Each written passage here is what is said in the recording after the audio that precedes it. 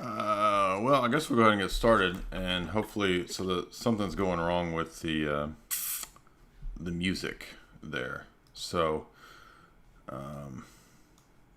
let's make sure that the music was all chopped up and messing up for some reason. So let's make sure that they can hear us. Love the. I can hear you good. Can you hear me good? Mm-hmm. Audience, let us know if we are good. I don't know why the music was all messed up. Choppy. Let me just remove that file from Streamlabs and add a different music file later, see if that works.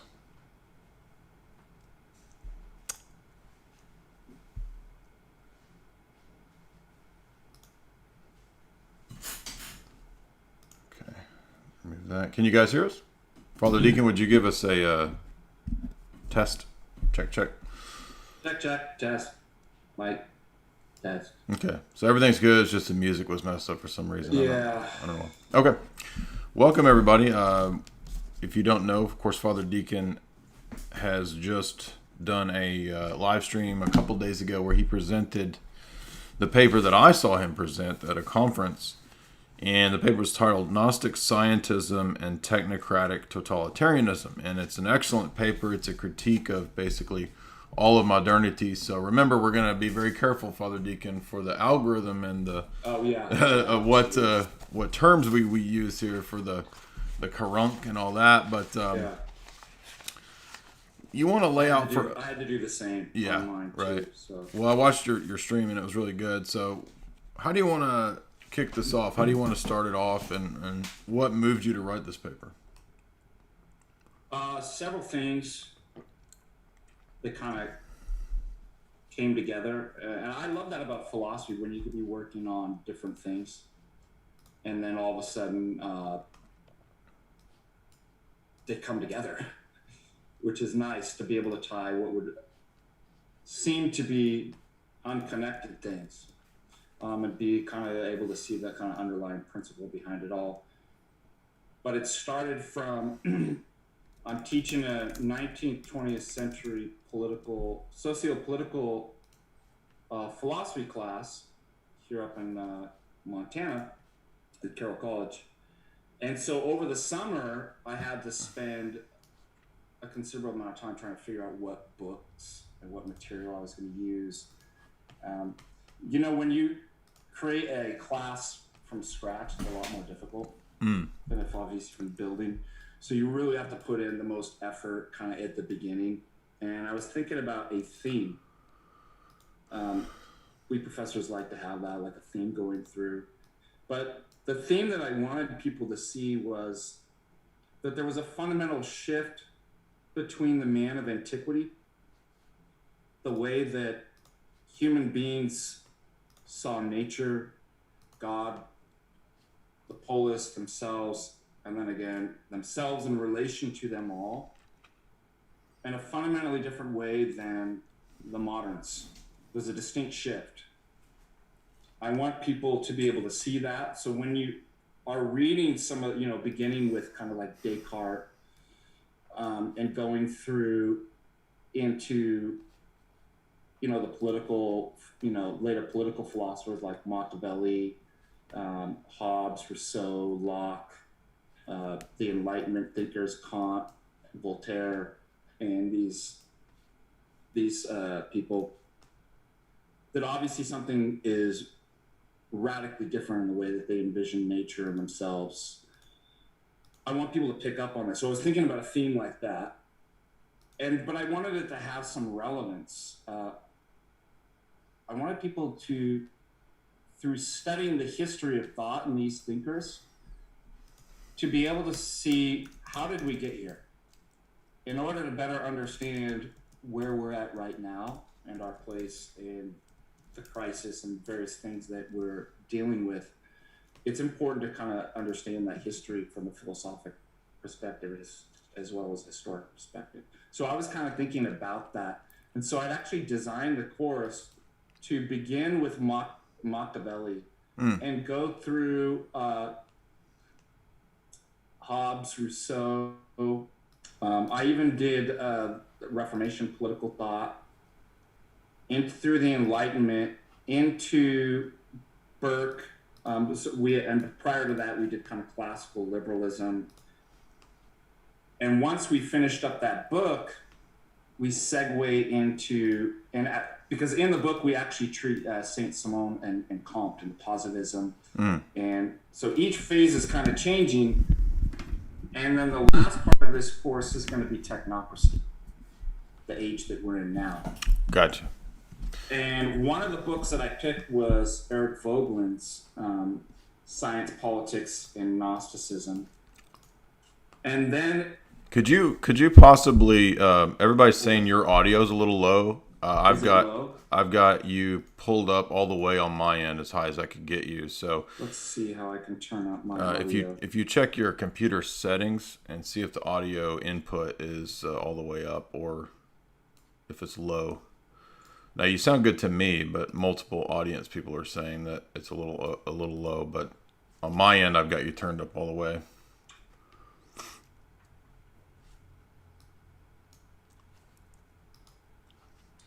Let's see. Let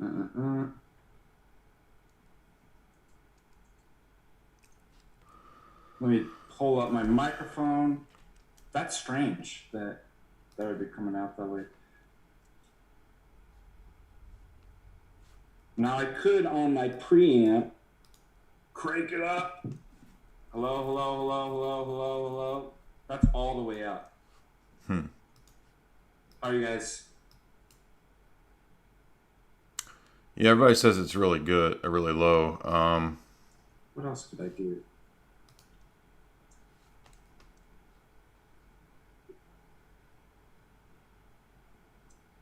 Okay, let's see.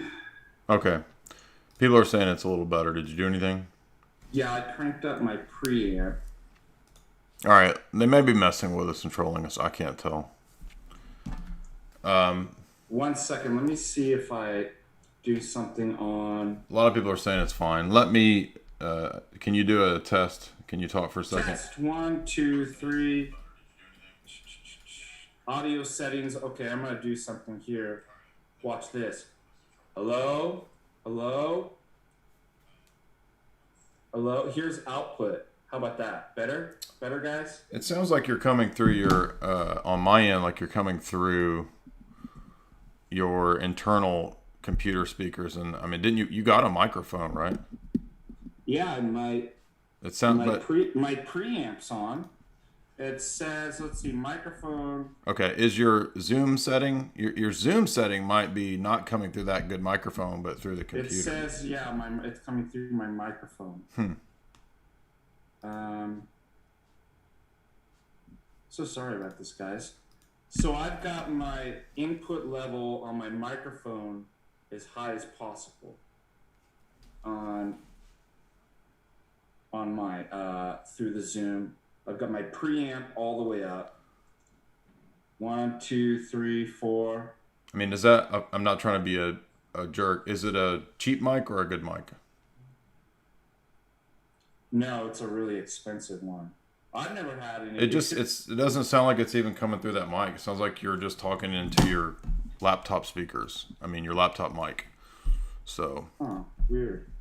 What if I shut off the preamp? Let's see what happens. Is that any better? Doesn't change. 1, 2, 3. Let's just go with it. We'll have to go with it as it is. I'm so sorry about that. I don't understand. It's not your fault. It just sounds like it's not a good mic. It just sounds like you're talking into the laptop. Shoot. Yeah, it was fine on the stream that I did, so I don't know what could possibly be. Now, when I have it play back, it sounds really good through the Zoom. I wonder if going through yours. I mean, when I can tell what they're talking about, it just sounds like it's not coming through your mic, but I don't know. Let's just go. Okay. We'll go with 1, 2, 3. Let's just see something here. better. That's better. So I'm turning up the input volume on the Zoom and turning down on the preamp. Okay. Let's just go with that. All right. So anyways, here, this book here, Science, Politics, and Gnosticism, and then thinking about all of that in light of philosophy of science. You know, Jay, you and I do a lot of kind of those conversations about what are the things you can know in science, what types of knowledge, why does science change? And then because you and I do a lot of work also in epistemology, how do we know anything at all? What makes knowledge possible? And issues about trust when it comes about epistemology, right? Because we all have presuppositions that we put our trust in. Right. People, all of this kind of coalesced into the current crisis that we're going through with the COOF. Real quick, yeah. could you flesh something out that the audience might not be aware of? That I know you covered it a lot, but I've heard you many times kind of give a basic rundown of the different types of knowledge that even the Greeks talked about. Could you briefly mention that? Yeah. So you have several different words. Science or scientia is knowledge in Latin. The Greek word would be episteme. And you also have gnosis, Gnosis. You have theoria, poesis. And what the Greeks had all these different terms.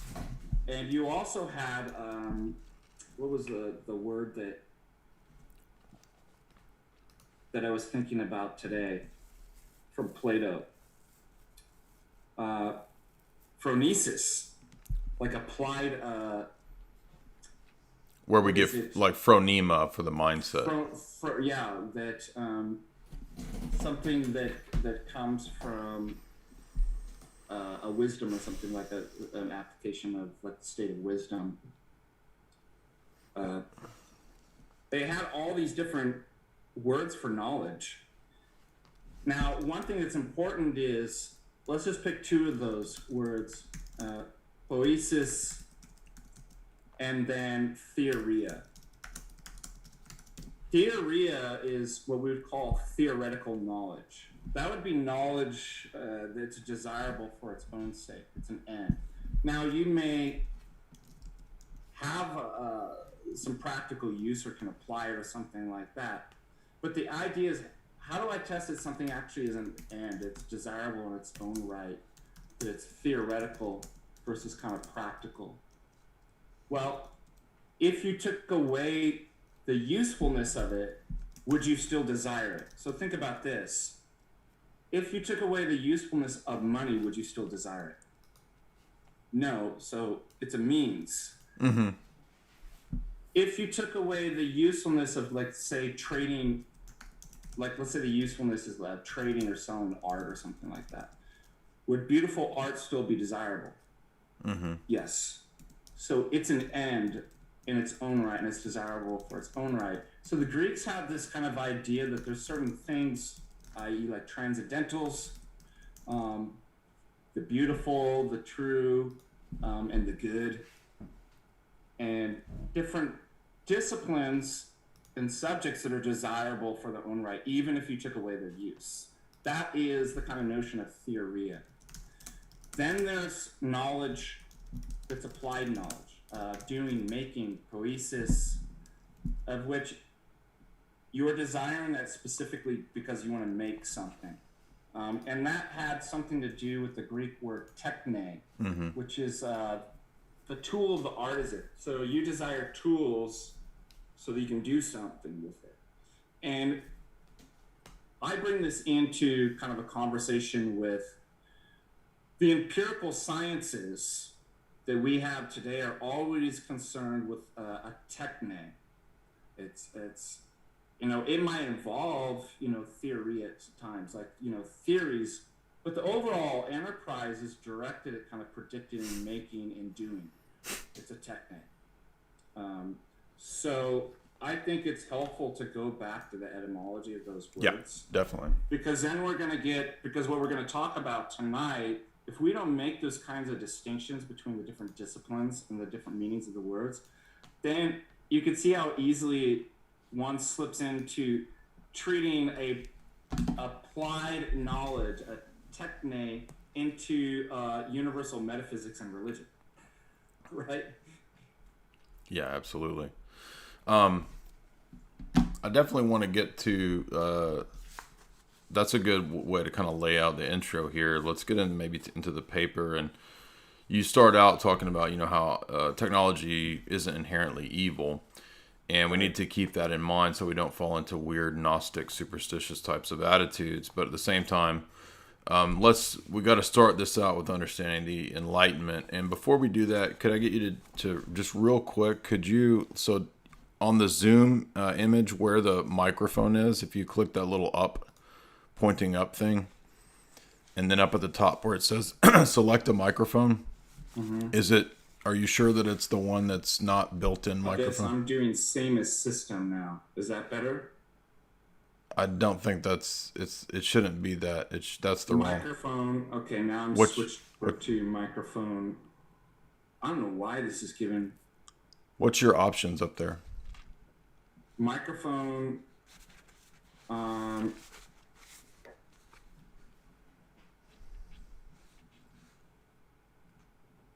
The Aki PCLM USB microphone, which is my microphone, I think. Yeah, that sounds like that should be the right one. I just don't understand. This is driving me crazy. When technology turns evil. Okay, so I have a microphone turned all the way up. What are your options under the Zoom microphone section up there? That's it. Same as system, and then. And what? Here's same as system. Okay. Here is microphone. USB microphone, the one that I have right now. Okay. Should be the USB microphone, right? That's what is that black one next to you? That's on, yeah. Okay. Now, if I do test mic on this, it comes back really clear. So I don't understand from my end anything else different that I could do. Okay, that's fine. But just one last thing I wanted to check because I don't know, people are just keep talking about it. So let's move on. I'm sorry. Enlightenment. The Enlightenment is in many ways a philosopher or historian of ideas. Peter Gray characterized the Enlightenment as a return to paganism. And it's a return to paganism because we are often told that the Enlightenment was about getting rid of superstition. By the way, I figured it out. What is it? Forgive me, guys. Watch this. I was using this plug in the back. I'm about to charge myself up earlier today, so it's not actually going to the computer and doing a.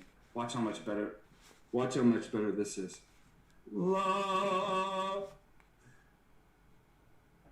Wait, what? All right, so can you hear me? Is that better, guys? My preamp wasn't plugged in, so it was actually exactly what he said. It was just picking up like the computer microphone and not this thing. Okay. Are you sure that still under Zoom it's the right one? Clicked. Still no. Hold on a second. Watch this. 1, 2. There you go. Now you are the right microphone. Thank you. Yes.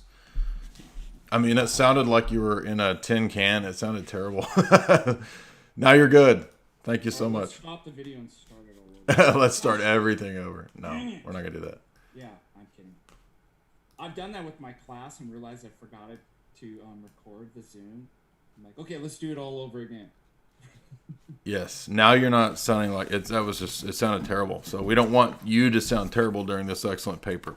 Now, so the Enlightenment. Let's talk about, first of all, you mentioned that's an important point. Remember, techne and technology is simply the tool of the artisan, and so it's not inherently bad. Mm-hmm. Can you turn yourself back up because the echo and all the crappy sound is still gone, but you're low? How about that? Better? Nope, too high. Too high.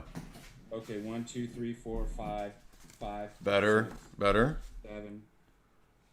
Good there or lower? No, that's good, I think. Okay. Is he better now?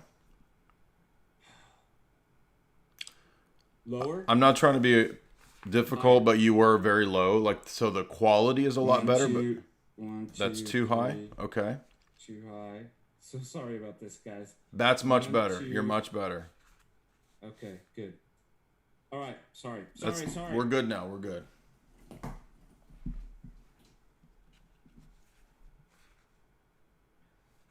The volume's up. Yes, we're good. You're good now. You're solid. Okay. The chat that I see is like a minute behind, so but I can tell you're noticeably better. Jay says I'm noticeably better. Yeah, really good now. I'm letting my neighbors know. Jay says it's all good, guys. Hello? Is that your Neuralink? Yeah, I'm just making sure you sound good. 1, 2, 3, 4, 5. 1, 2. Okay, you're good now. I can hear you on the stream, on the YouTube app. You sound good. Okay, proceed. Technology is not inherently Now you're bad. perfect. Oh, it's so crisp and clear. You sound so good right now. So much better. Do some Deacon ASMR. You do actually you do a lot of ASMR beard sounds. We hear your beard a lot. So.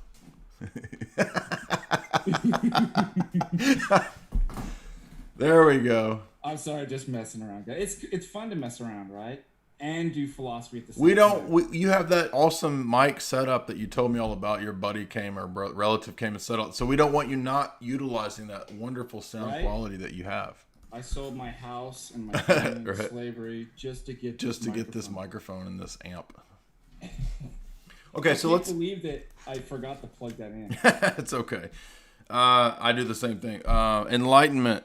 So we're often told that the Enlightenment was this reason-based era that was going to rid the world of superstition and get rid of priests. And, Voltaire says he's going to strangle priests with their own entrails. And we're going to have a goddess of reason, according to the revolutionaries eventually, right? So reasoning is now supposed to be what will save us from the Middle Ages and the Dark Ages and the superstition and the darkness, blah, blah, blah, blah, blah. Magic flute, right? Mozart's Magic Flute is all about this. However, even secular scholars and philosophers like Peter Gay have written entire 3-volume works about how the the Enlightenment was the return of paganism. I have 1 volume of that, and I think he's correct because really the Enlightenment and the so-called return to reason and the principles of nature, so-called, and decoding the principles of nature will actually lead to this notion of the domination of nature in a pagan sense. And so what the Enlightenment actually does is demythologize the world and de-essentialize the world from there being any real objective essences in the world. And so thus there's no objective meaning that man discovers in the world. There's no objective moral orientation. There is no church or anything supernatural.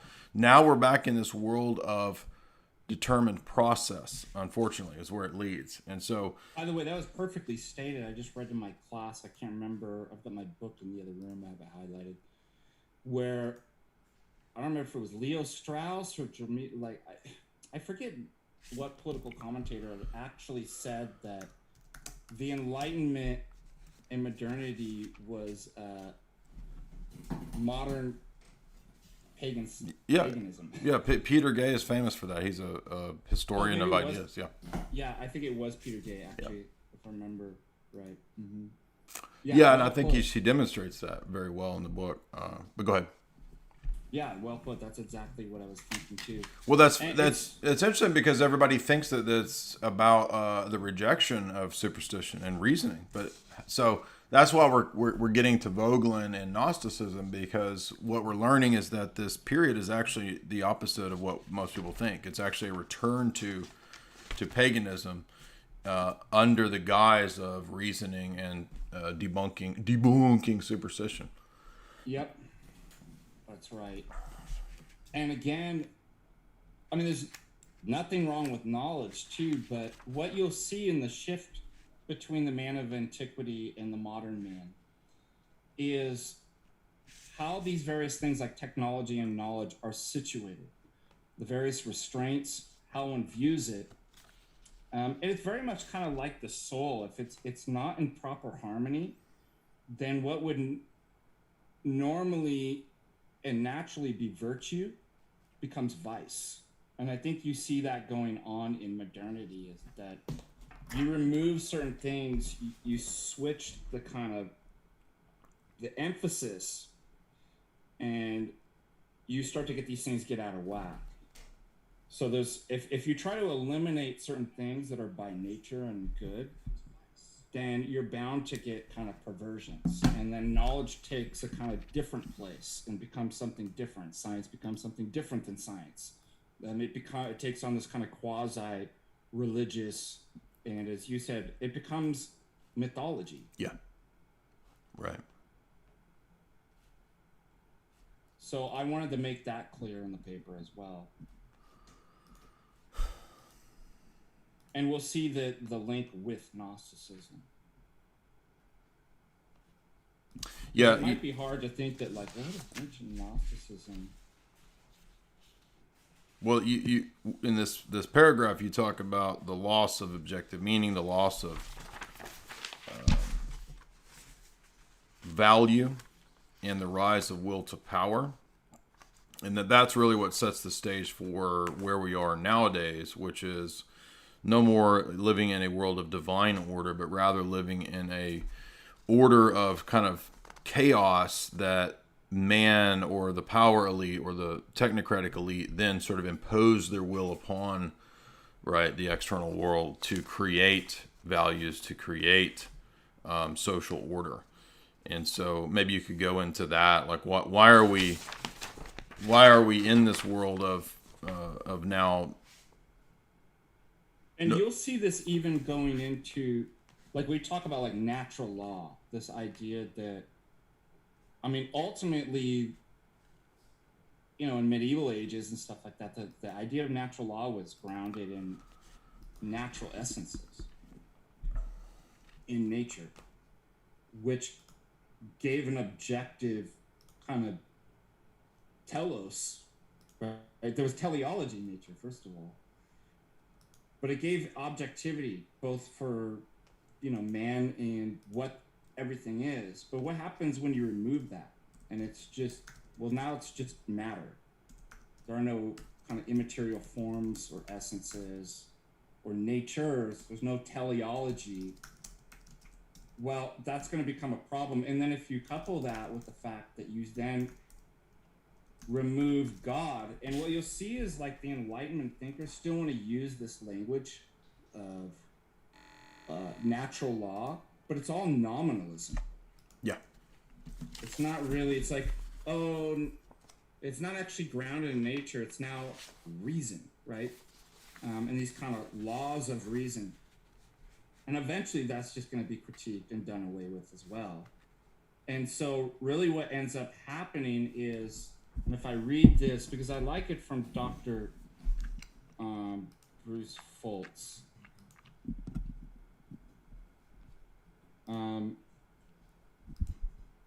Such a world offers no inner resistance to manipulation and control, presents no grain against which we ought not to cut. In Heidegger's word, it's a world that has become an inventory or a resource. What is it?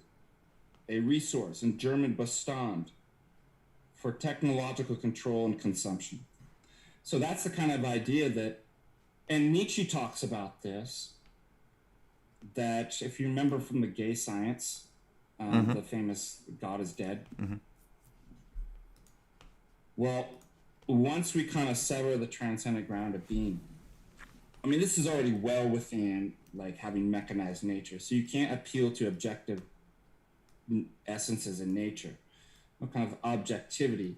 So at that point, people still in the Enlightenment were deists, and you give a hat tip to kind of the law of reason, natural law, only right. reason, okay? And God is kind of the author of that, but didn't have it wasn't personal. He didn't have kind of a personal interaction with. But Nietzsche picks up on this and goes, okay, now that you've killed God, now there is, nature's mechanized, that, well, all that this leaves is for man's will to power, right? Then killing God, you must become God to be worthy of such a deed. And so inevitably, again, this is going to lead to that kind of will of power, these kinds of moves. And you can see that tracing this out in history and through the philosophers and the political philosophers too. They become more and more obsessed with anthropocentric considerations and not theocentric. That's a huge mark too that you start to notice. Mm-hmm. Even when these people say that they're Christians, you get this even in the Reformation. More anthropocentric considerations than theocentric, especially in the political sphere and public life.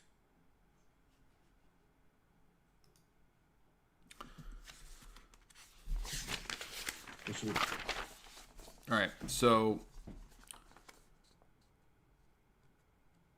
And I'll eventually tie that into, well, how is that Gnostic? Like, what is it exactly about? Why am I identifying, why is Eric Vogelin identifying these kinds of moves and philosophers with Gnosticism? Because he says that the essence of modernity is Gnosticism. Right. And then he says it's a spiritual sickness. Well, another thing, too, that people might not know about, you talk about, was this... So Vogelin says, philosophy springs from the love of being. It is man's loving endeavor to perceive the order of being and to attune himself to it. Gnosis derives from desire's dominion over being in order to seize control of being. The Gnostic constructs his system. The building of systems is a Gnostic form of reasoning and not a philosophical one. I think this is a good point to contrast the revealed theology that we have, right, in Orthodoxy, that we don't do a project of system building like German idealists do, like Hegel did, like Neoplatonists did, of well, I'm going to adopt this religion and I'm going to build this big superstructure of philosophy and then wed or conform the Christian revelation to it. For us, it's the opposite, right? There's a great essay by Father Florovsky, Revelation and Philosophy and the relationship between the two, and he points out that the proper balanced attitude is one in which the church is not Hellenized, but she churchifies Hellenization, or the Hellenism, excuse me. So she can take from the systems what is true, piecemeal, but she doesn't adopt an entire philosophic superstructure and its presuppositions. And so the fundamental difference is that we're not building a system, we are accepting a handed down tradition and system that is not man-made. Yes, God has in different times and different places revealed truth to different men, but the body of revelation that the church is committing to us, including the metaphysical truths and principles that we see outlined in Christology and in Trinitarian theology and in St. Maximus's metaphysic, etc., they are coming to us as part of a body of tradition that's handed down. And so therefore, even though individual Orthodox philosophers might make insightful contributions and so forth, we are not doing system building. And that's the fundamental difference that you're pointing out from Vogelin here between us and Gnostics. Yeah, and so I was trying to find the quote in here. It was really interesting that the Gnostic will always see that if there's problems, the problem isn't due to you, it's due to the world. That the world's not right. Oh yeah, exactly. Good point. It's chaotic, right? And then what you kind of have too is that, at least in the ancient forms of Gnostic, the good God's not actually involved, is he? Right. Yeah, he's the far off deistic, unknowable God, and the bumbling demiurge, right? The blind fool demiurge is who we interact with. So it's not going to be God that solves the problem of the chaos and disorder and problems of this world, the prison. Ultimately, it lies in man's power through gnosis, right? Yeah. That he is going to, and this is why Vogelin is going to identify any political philosophy that's utopian is Gnostic, because it attempts to have that same kind of reasoning that my will be done on earth as I see fit. I will actually, through knowledge, construct the system and make the utopia here, order reality, and eventually free my pneuma, my spirit, from this prison of alienation of the world and rise to the good God, spirit, pneuma. Yeah, maybe briefly too, we should just mention kind of what exactly Gnosticism is, because I know a lot of our followers and watchers will already know, but probably a lot are new and don't. And so this is really the idea of a lot of different, it's a sort of a smattering of movements and cults and philosophers that existed primarily around the time of the early Christian church. So even in Paul's epistles, we already have this warning not to be duped to Timothy by the gnosis falsely so called. There's other traditions amongst the church fathers that Simon Magus was the first of the so-called Gnostic teachers. And then what we get in the 2nd and 3rd century. I think it eventually comes out of the kind of mystery religions too. Prior, definitely. Kind of Greek philosophy. Yeah, go ahead. Sorry. Well, there's a confluence, right? There is a confluence of interest between aspects of Platonism, aspects of pagan philosophy, and then Neoplatonism will have similarities and differences with Gnostic systems. And basically, there's a whole bunch of Gnostic systems. And so if you read Ananias' Against Heresies, first 300 pages is just on and on and on and on and on, cataloging every conceivable different kind of weird Gnostic sect that you could think of. And he really just shows us this panorama view of all the different movements. Some of them tended towards antinomianism, and some of them tended more towards a kind of weird asceticism. So they're all over the place, but basically the commonalities tend to be the preference for a higher unity of the monad over against the multiplicity of this world, the preference for ideas and reason as better than physicality and the material realm being some kind of trap or prison, the body being a prison for the soul or the spirit. Every man has this spark of divinity by which he can, if he realizes the true knowledge and attains the true mystic secrets or the secret word or the secret password or whatever, he can then kind of climb the chain of being and attain his previous immaterial disembodied state of divinity, right? So another good example of this kind of system would be Origenism. Origenism is a more or less Gnostic-ish type of system that was trying to really... so it's Kabbalah, which he actually brings up in here. Yeah, Gershom Scholem has the premier 20th century historian and scholar on Kabbalism has basically characterized Kabbalism as just another manifestation of Gnosticism. So that's exactly what we have here is representations of these same ancient heresies and ancient mistakes and ancient presuppositions. We could even mention something like Manichaeanism, right? And Augustine was involved in Manichaeanism for a while, and Manichaeanism was known for its dualism, right? Anything that is light and spirit is good, and evil is located or identified with this world, this realm, this dimension, time, physicality, etc. So all of those kinds of systems, be they monistic or be they dualistic, are similar to or manifested in various Gnostic systems. I had a friend who had asked me, like, where did Gnosticism originate? I said, the devil.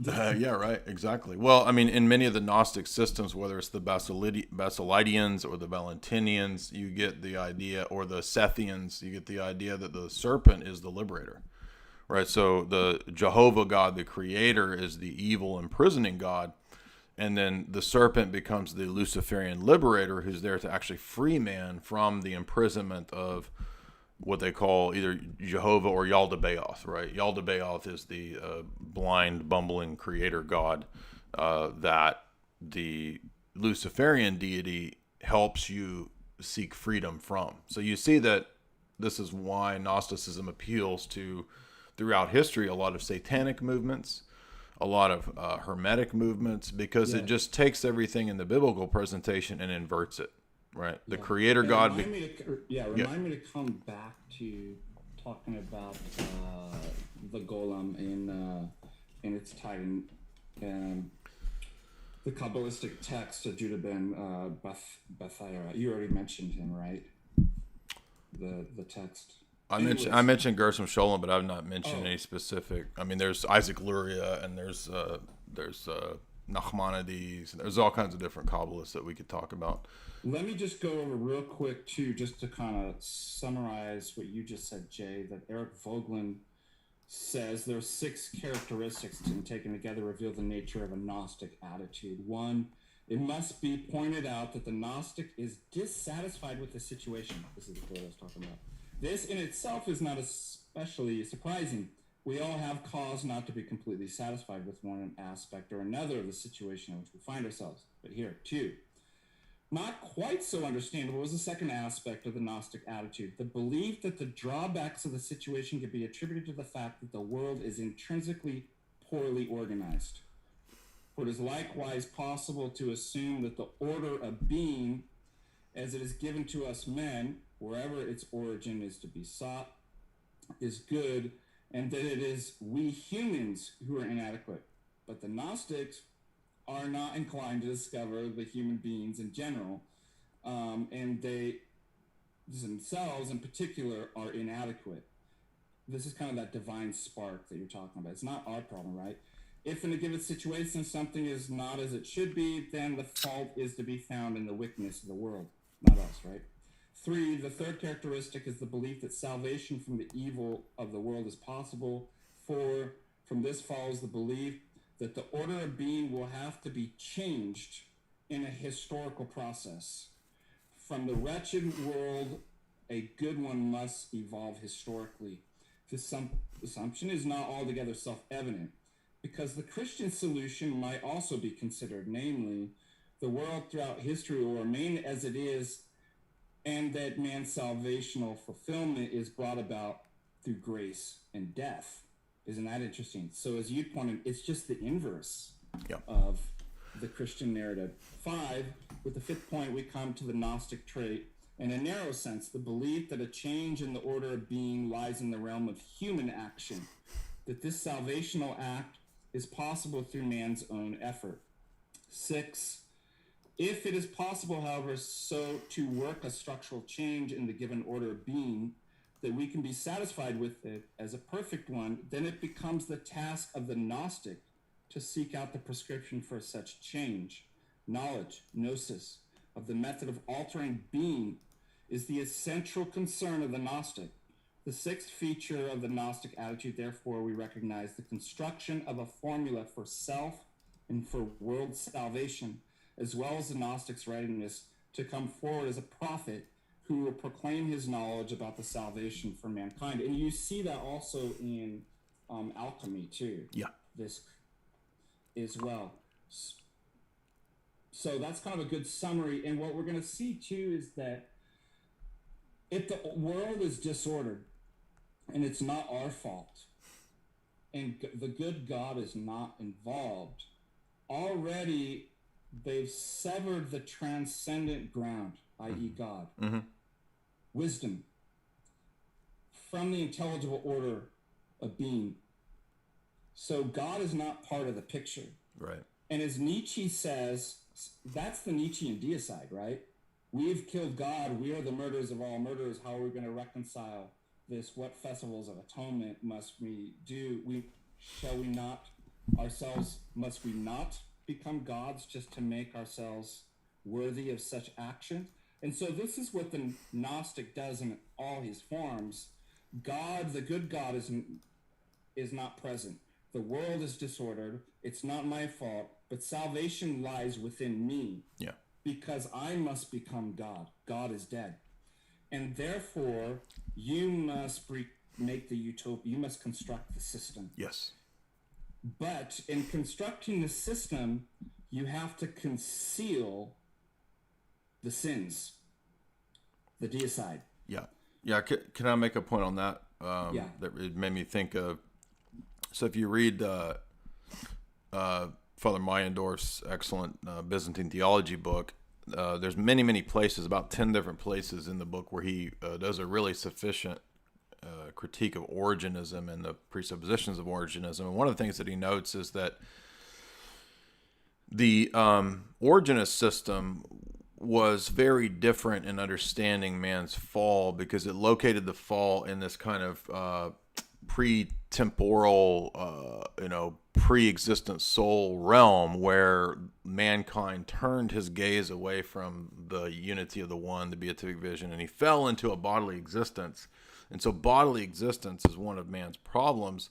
And then man has to kind of escape that and get back to the one, because there's just something fundamentally gross and lower and bad about the body.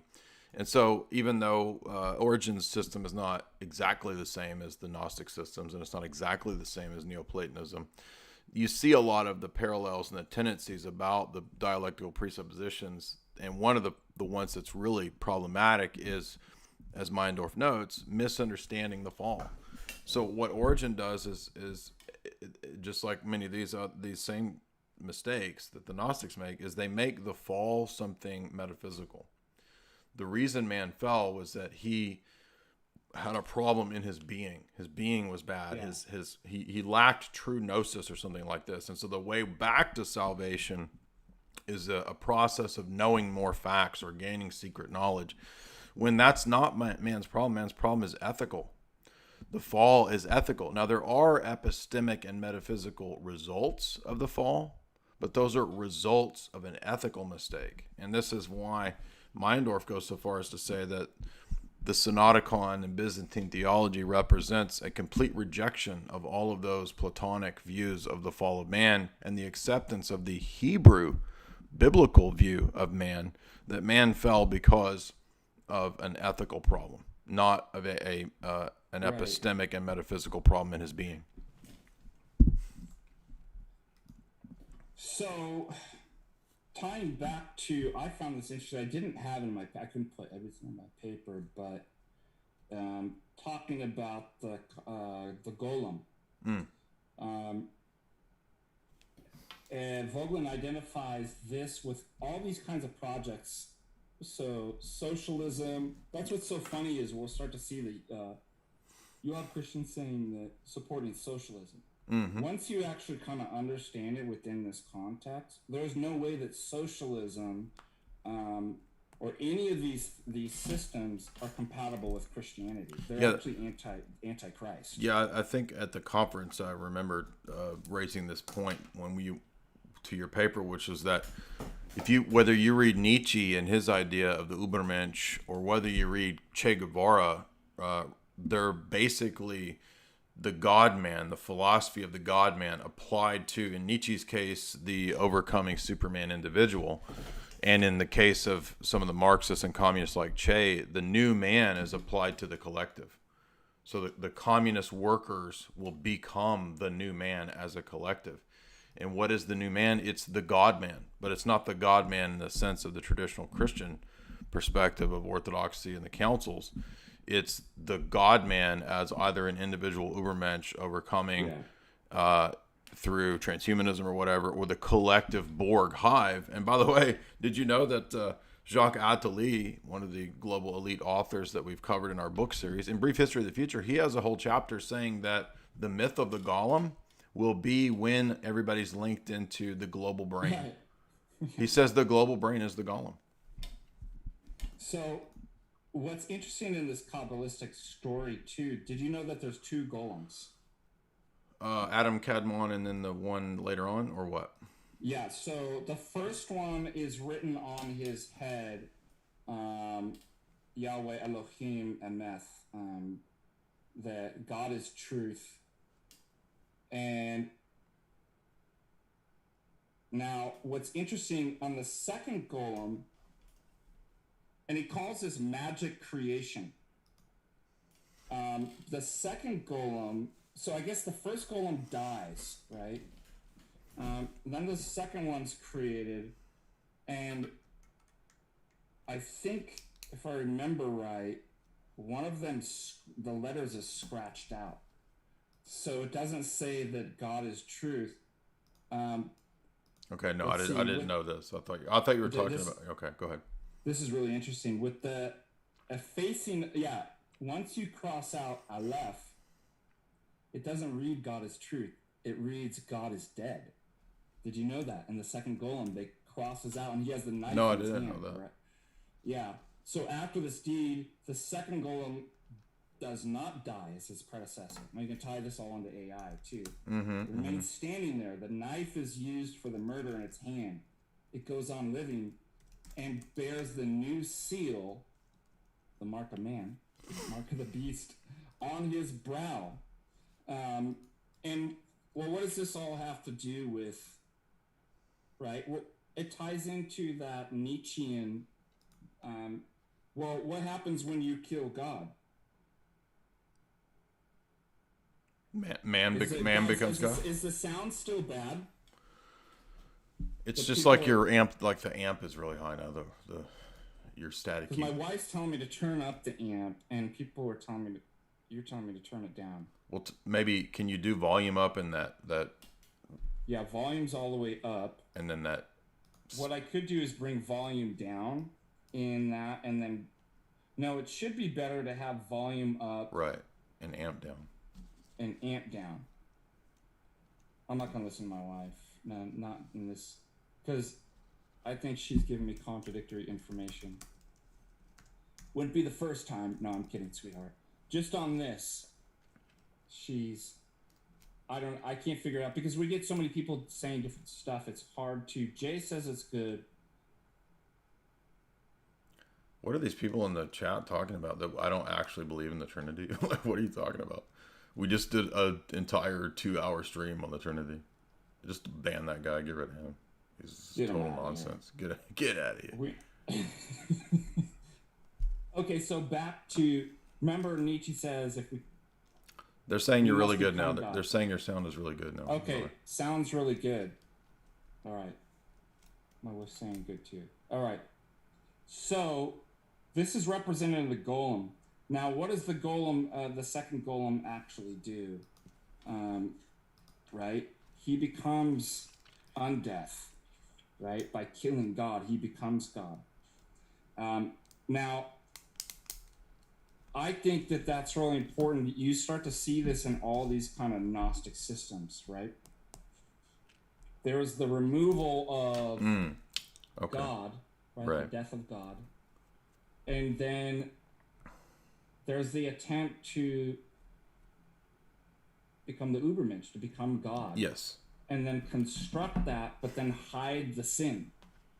Right? So when you build that certain thing, and Vogelin's going to talk about this. Could I give an example real quick of that? Because yes, please. I have a couple books by modern day, quote, Kabbalists, one of whom is a woman and a physicist, by the way, and she goes to some of the texts that we would consider messianic prophecies, like Ezekiel 1 and Ezekiel 10, where you have the Son of Man riding on the chariot. And of course, originally, the idea of what Kabbalistic mysticism is Merkavah, which is the chariot mysticism of Ezekiel. That's supposedly the origins of it. And, you know, I know going back to Abraham and oral tradition and all that. But in terms of what we call medieval Kabbalistic mythology and stories, they will say that the chariot riding Son of Man in those texts is the individual Kabbalist who has achieved apotheosis. So through ritual magic, it's the individual Kabbalist that can rise up this chain of being. And by the way, somebody influenced by Kabbalism who was a famous ritual magician and spy, John Dee, said the exact same thing. If you read Dame Frances Yates' book, Rosicrucian Enlightenment, in the first chapter, she has a whole section on John Dee and how John Dee had adopted this Kabbalistic idea that the individual ritual magus is through this ladder of ascent, right? Through knowledge, through gnosis, attaining godhood. So again, it's not the orthodox doctrine of theosis, whereby submitting your will to God and morally aligning yourself with Christ and morally aligning yourself to the teaching of the church, by which you then participate in divine life. No. It's none of that. It's just attainment of knowledge and secrets and, the secret codes of the universe and all this kind of nonsense. That's what's going to give you like technological salvation. By the way, does that sound better? No. I switched something.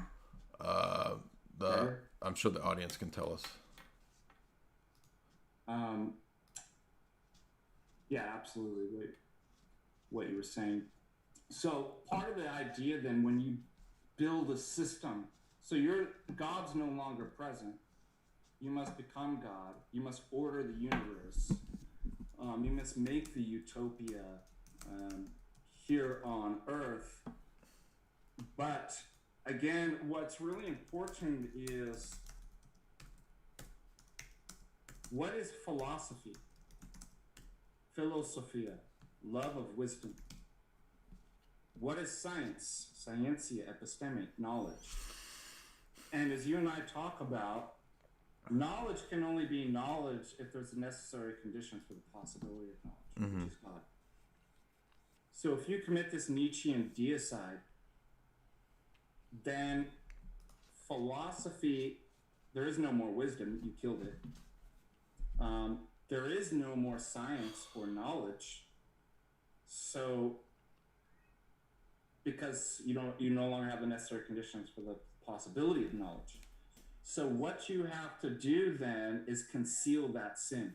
Philosophy is, you build the system so that, I like to use the analogy of an operating system where you can't run certain programs, namely questioning the grounds of what makes science actually science or knowledge. You have to hide it. Did you change your sound? I mean, everybody was saying it was fine a minute ago, and whatever you did different has made it worse. Sorry. Right. So can you go back to what it was? They said you touched something and it got bad. So. Okay. All right, better. I'm so sorry about this, guys. Now, if I lower that, is that a little bit better? The problem is I can't. Let me. I have to go to the app and see what, because the chat's like a minute behind, so I don't know what. I know that's part of the problem too. So it could be if the volume levels are okay. I'm gonna have to listen to the mods because I can't trust any of these other people. They're a bunch of trolls in here. So mods, I'm not gonna be listening to anybody else. Is the sound good? It sound good? I'm looking at the up-to-date chat. Sound good. My cat says it is. He's out there crying. Come on, buddy. Speak right now into the mic. Because I want to know, is it a problem of volume? Now, remember, if you put too high a volume, sometimes the quality will go down. Yeah, So see, I mean, I know what they're saying. problem. I know what they're saying because when I listen to you on my computer through Zoom, you sound perfect. But when I listen to you on the stream, it sounds still like you're distant in a tin can. Huh. They're saying you're really quiet. All right, I'll just crank up the... Problem is, usually when you crank up volume, the quality can go down. The mods are saying you just sound distant, right? So Distant. Hello? Hello? Hello? Hello? I don't know. I don't think we're ever going to fix this. we'll just have to go with what we got. This is as good as we can do. I mean, so it sounds tin canny. to me, you sound perfect. On the stream, you sound like you're in a tin I can. don't understand that. Doesn't make any sense. Okay. What can I do? We'll just carry on. We've already gone this far, so. I'll just do like this. Is that better? Does it sound more tin canny? Or I could just, That like, actually hold sounds better. I mean, can you move that mic closer to you, or you don't have to kiss the mic. I'm eating it. I'm starving. Okay, I'll just talk like this. Okay. So one of the things that I found fascinating, though, is that Vogelin has said, like in National Socialism, Marxism, Hegelianism, and these different things, they construct a system. I call it an operating system that conceals and makes it so that you can't actually ask any questions. One of those is what makes this system legitimate, what makes it knowledge or philosophy rather than philodoxy. That can't be asked, because then it'll reveal the murder. It'll reveal what you're actually doing. He calls it the swindle, right? Marx and Hegel has the swindle. And that one instance of this too is that certain questions other questions are practically or conceptually impossible. So if you think back, he cites this in the text, that when the SS officer is at the Nuremberg and he's just asked, why didn't you refuse the orders? And he said, that's not possible. I think all of us thought that it wasn't like he didn't have the courage to do something like that. But Vogelin comments that it wasn't a reality. The system had constructed itself in such a way that it was almost like he didn't know how to process that. It's like, I don't understand what you're saying. That reality was not possible. That, for example, in the fall of communism, when people went over to translate books, they found anything associated with kind of a concept of the I, of the individual, was very, very difficult to translate. Because the reality wasn't there. The system had constructed such that those kinds of realities and questions weren't possible. They were concealed. They weren't suppressed, in as much so much suppressed is the operating system didn't allow it. It just wasn't there. And we all work on an operating system. And so why is this important? And this is where I made the tie into the Kufid, is that I started realizing that the same thing was happening. And I'd also say this in conjunction with what was going on politically that we've been going through. You know, why is it that intelligent people just can't think through certain kind of issues? Is it being suppressed? You know, is it just like we say, like, you know, they're just brainwashed? I think it's more than that. I think that we're living in a Gnostic operating system that makes those questions impossible. And so, for example, with trust the experts, trust the science, right?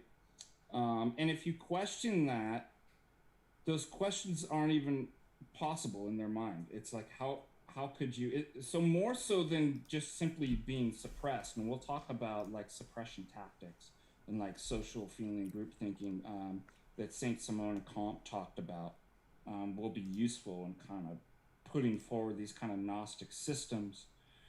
But once you have this kind of, and I make the point that science doesn't exist in a vacuum, it exists in historically situated in a certain socio-political paradigm and must be understood as such. And this is what's going on right now. We live in a modern technocratic system that's atheistic, that's committed Nietzschean deicide. And man now is the measure of all things. And he will construct the system, and he will hide that his science is no longer science, and that philosophy is no longer philosophy, that's philodoxy, by constructing that system, by making that is a Gnostic move. Anyways, Right. I'll talk a little bit about that some more, but if you wanted to kind of pick up on that. Well, I liked where you moved into the section talking about the global elite. I actually didn't expect your paper to talk about that. I mean, I knew you and I had been talking about the writings of the elite and Brzezinski, but you brought in something I'd never heard of, which was a Edward Bellamy novel, utopian novel called Looking Backward. Yes. And then, of course, I knew about James Burnham's Managerial Society, but You also brought in Russell, Arthur Koestler, Zbigniew Brzezinski, Max Weber, Karl Mannheim, all of these figures positing this technocratic order, which really does back up Vogelin's whole point, right? That the logic of fallen man's attempt to construct and create not just ideal philosophy systems, but world systems that work in the world, Yes. right?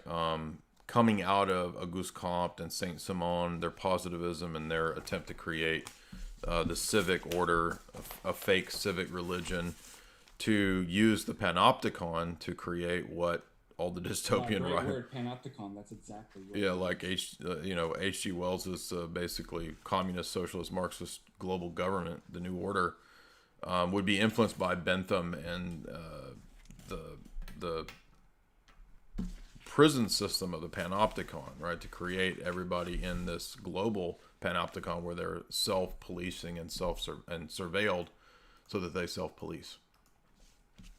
Yeah, and remember, that's why the beginning of the paper opens up with, it's not that the ancients lacked knowledge to develop technology. They had it. But their orientation and their pursuits were fundamentally different. Mm-hmm. Their highest concerns had to do with theology. Mm-hmm. And the order of being in your natural place within that. They would never cut against the grain of nature or use or develop their technology beyond. They would impede their pursuits of God in the intelligible order of nature and things like that. But once you remove that, what's left? There's nothing to. That's why Vogelin and Dr. Foltz talks about that.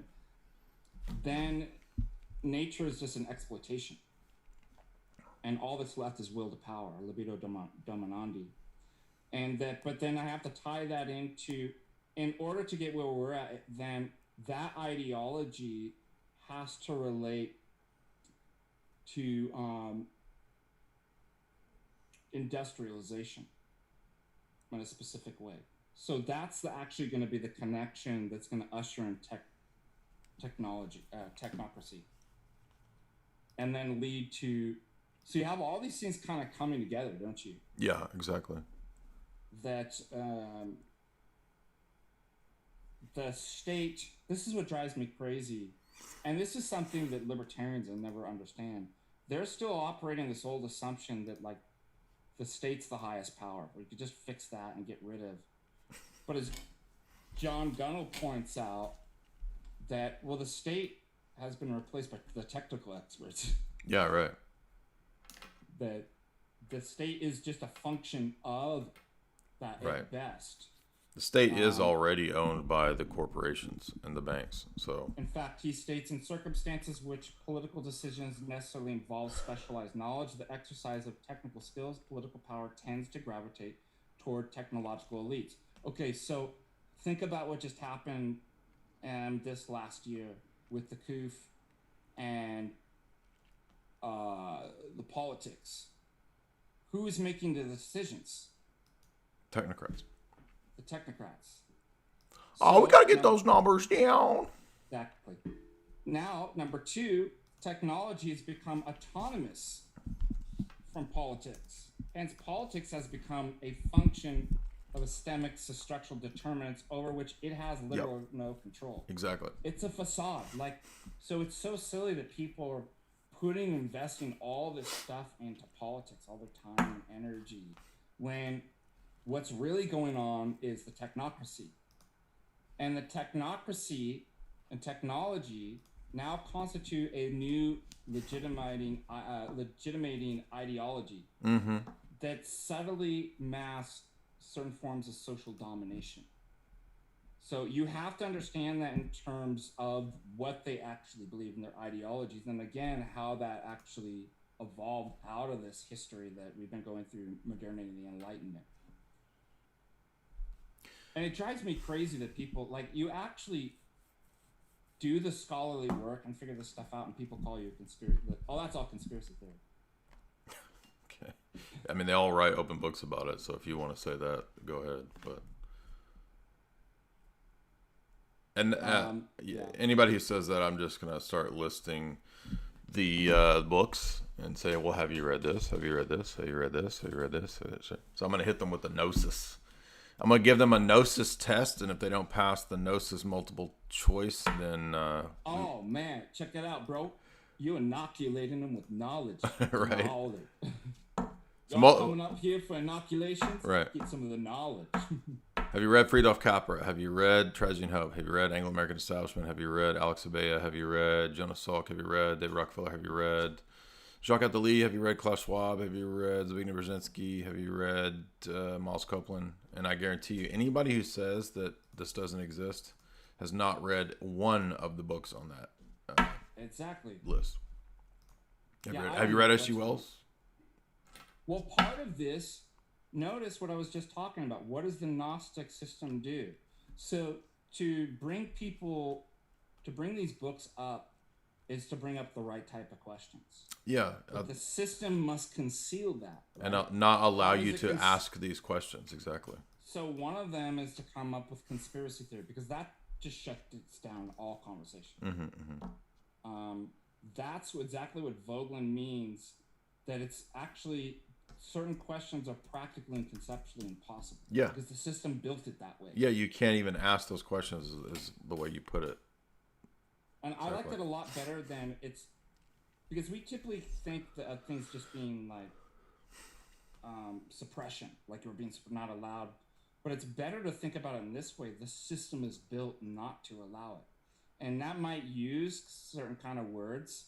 And I always call them kind of spell words, because we have the things with race-isms and all these other kind of words. And what you notice about, and we talked about this at the conference, all these words are devoid of content. There's no real meaning what a race-ist is. It's not meant to convey meaning. It's meant to cast a spell and have dominion over you, like a spell would, right? That it's control, it's libido dominandi. Well, the same thing with a conspiracy. If you ask somebody like, well, what exactly is it? What exactly do you have in mind?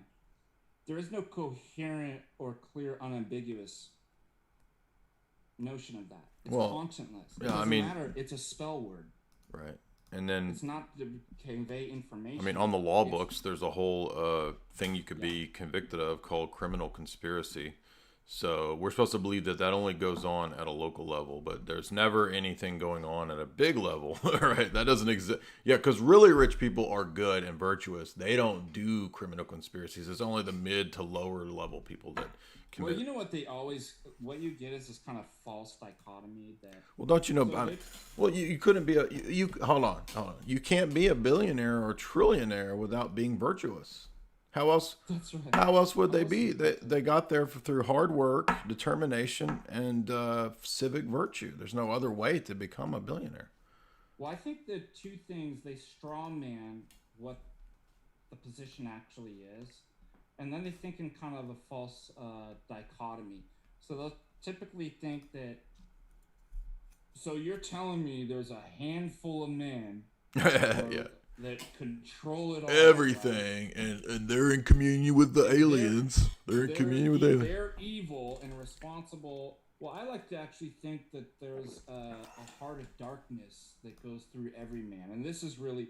So they'll already put in this kind of dialectic that it's an either or. That like really it's just kind of more... Or is it... That's true. Planned, yeah, reality. Yeah, reality isn't complex or nuanced. It's either this absurd view of a Mount Olympus gathering of the syndicate of elites who run everything, or the world just is one damn thing after another. So yeah, it's a lack of nuance too, and it doesn't even have to be that organized. I mean, look at the way organized crime. I know you're doing some stuff like that too. I'm sure there's competing, kind of groups. And there's levels. There's levels and layers to this, right? I mean, think about just in the realm of organized crime, there's the street thug, right? Does the street thug have the same degree of power and influence and money and wealth as a made man in the mob or one of the dons of the families? Of course not. So what do you think about these normies that, I mean, I feel like this, both with the politics, the science, the kufid, people say, well, things just, aren't they just as they appear? I mean, there's something beyond the surface that's actually, I mean, that sounds insane, right? You sound like a madman. But isn't that the whole task of philosophy? That there's the way things appear, and then there's the way things really are. Exactly. And it's the task of the philosopher to go beyond the realms of appearance, yes, and be very aggressive in their questioning to get down to the bottom. That's what led to Socrates to be put to death by Athens. Killed him. So we're noticing the same thing going on here, right? What happens if you actually and all you want to know is actually the truth. You want to know if the science is actually good science, if this is a good philosophy, if this is good politics. And you're immediately shamed. You're ostracized. You're even threatened, right? I guess you could be jailed or something like that. No, things are just the way they are, and the way they appear to be. Like, how could you be a conspiracy theorist and think? That is another sign of a Gnostic system. It's built to conceal the questioning, and all the time pretending to be science and philosophy. That's the swindle there. Another thing too is Gnosticism and a lot of the systems functioned on a compartmentalization basis. So you had to kind of move up the structure to know what the hierophants or the elect or the leaders of the sect really knew, right? That's the real mysteries. And really the intelligence world operates that way. The criminal world operates that way. That's one of the things that we learned with the mob system, is that the organized crime system was set up so that the bosses wouldn't get busted, because anytime you busted the people, the soldiers and the people actually doing the criminal stuff, they didn't even know who the bosses were. Because it went up a chain that was kind of a secret chain. And that goes back to the fact that the mafia structure was influenced by and came out of the Masonic circles of Garibaldi, who was influenced by Giuseppe Mazzini, who was one of the top. He was kind of the Albert Pike of Italy, Giuseppe Mazzini. So, and I say that because if you read Pike, right, Pike says the same thing in the structure of Morals and Dogma for the Lodge. He says that the lower members are intentionally kept from the true secrets, and they're even misled, right? So they're told these other reasons why the lodge exists and why they're learning these different rituals and rites and virtues and whatnot, so-called virtues, so-called. And so, yeah, so that compartmentalization is another way to deflect and not allow the right questions to even be asked. So, I mean, if that's possible at the mafia level, I mean, think about the wealthiest people in the entire world. Or think about how the military works. The military works on compartmentalization of knowledge. Right. And so that's, again, I wanted to tie this all in because particularly seeing what's disturbing is Christians and Orthodox Christians falling into this system and saying trust science. You're a conspiracy theorist if you think you want to kill people, if you don't care about this. And I like to think about it this way. This is a good introspective exercise. What methodology, if you were in National Socialist regime and you were told that such and such is science and that we've got to do this, what special insight or methodology would you have that no other people seem to, or at least the enormous majority, had no access to, that you would have to know, wait a minute, science is being corrupted here. I don't think this is actually scientific or philosophic. and then ask yourself, how do I know that I'm not on a similar system right now? And what would be my unique method and mechanism for determining that? Nobody ever asks that question because they just assume, well, we don't live in that. It's, you know, what's called this kind of American exceptionalism. Yeah. That, well, aren't we all just, isn't the nation founded on Christianity and brotherly love and trust and kind of egalitarianism and equality for all, classical liberalism, guys? I mean, how could anything like that happen? And then once you start to realize you study the ideas, and Jay had pointed out all those books too, and authors are really good, all scholarly works, and then locate what's going on philosophically throughout the history of ideas, then you realize we're exactly in the same system. Maybe I'd say worse. We're far worse in the system that we're living in right now than the Germans were in the 30s. Because I think it would be easier. You didn't have the kind of technology that we have now.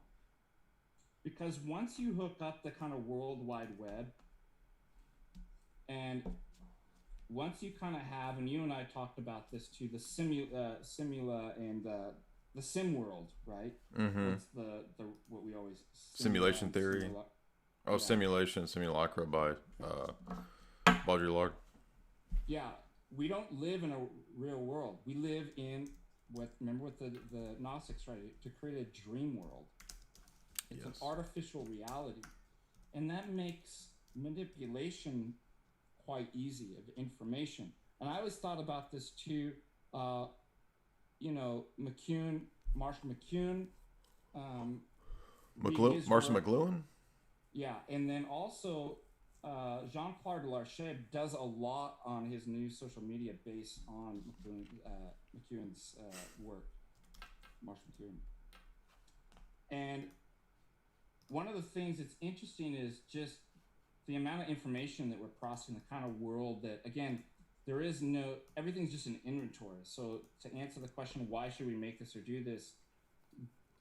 It's because we can. It's no longer about ends, it's all means. The medium is the message. And so, you know, in times past, if somebody told me your neighbor's house is on fire, well, how would I verify that? You'd go look. And I probably knew very little of what was going on in the next town, let alone another nation or something like that. But now what happens is we're all artificially connected in a sim world. So, and bombarded with the overload of information about the entire world. We're all connected, instantaneous. All the information's instantaneous. There is no way that I can go through all of that and kind of fact check like I can my neighbor. Well, that makes us quite prone. We're already in an artificial environment, a dream world. It's not real, so it can be manipulated. And then there's so much information I can't possibly check. It makes it quite prone to manipulation. And I think that's something to bring that the technocracy are making use of, and we're seeing it exactly going on with the quote-unquote science, aren't we?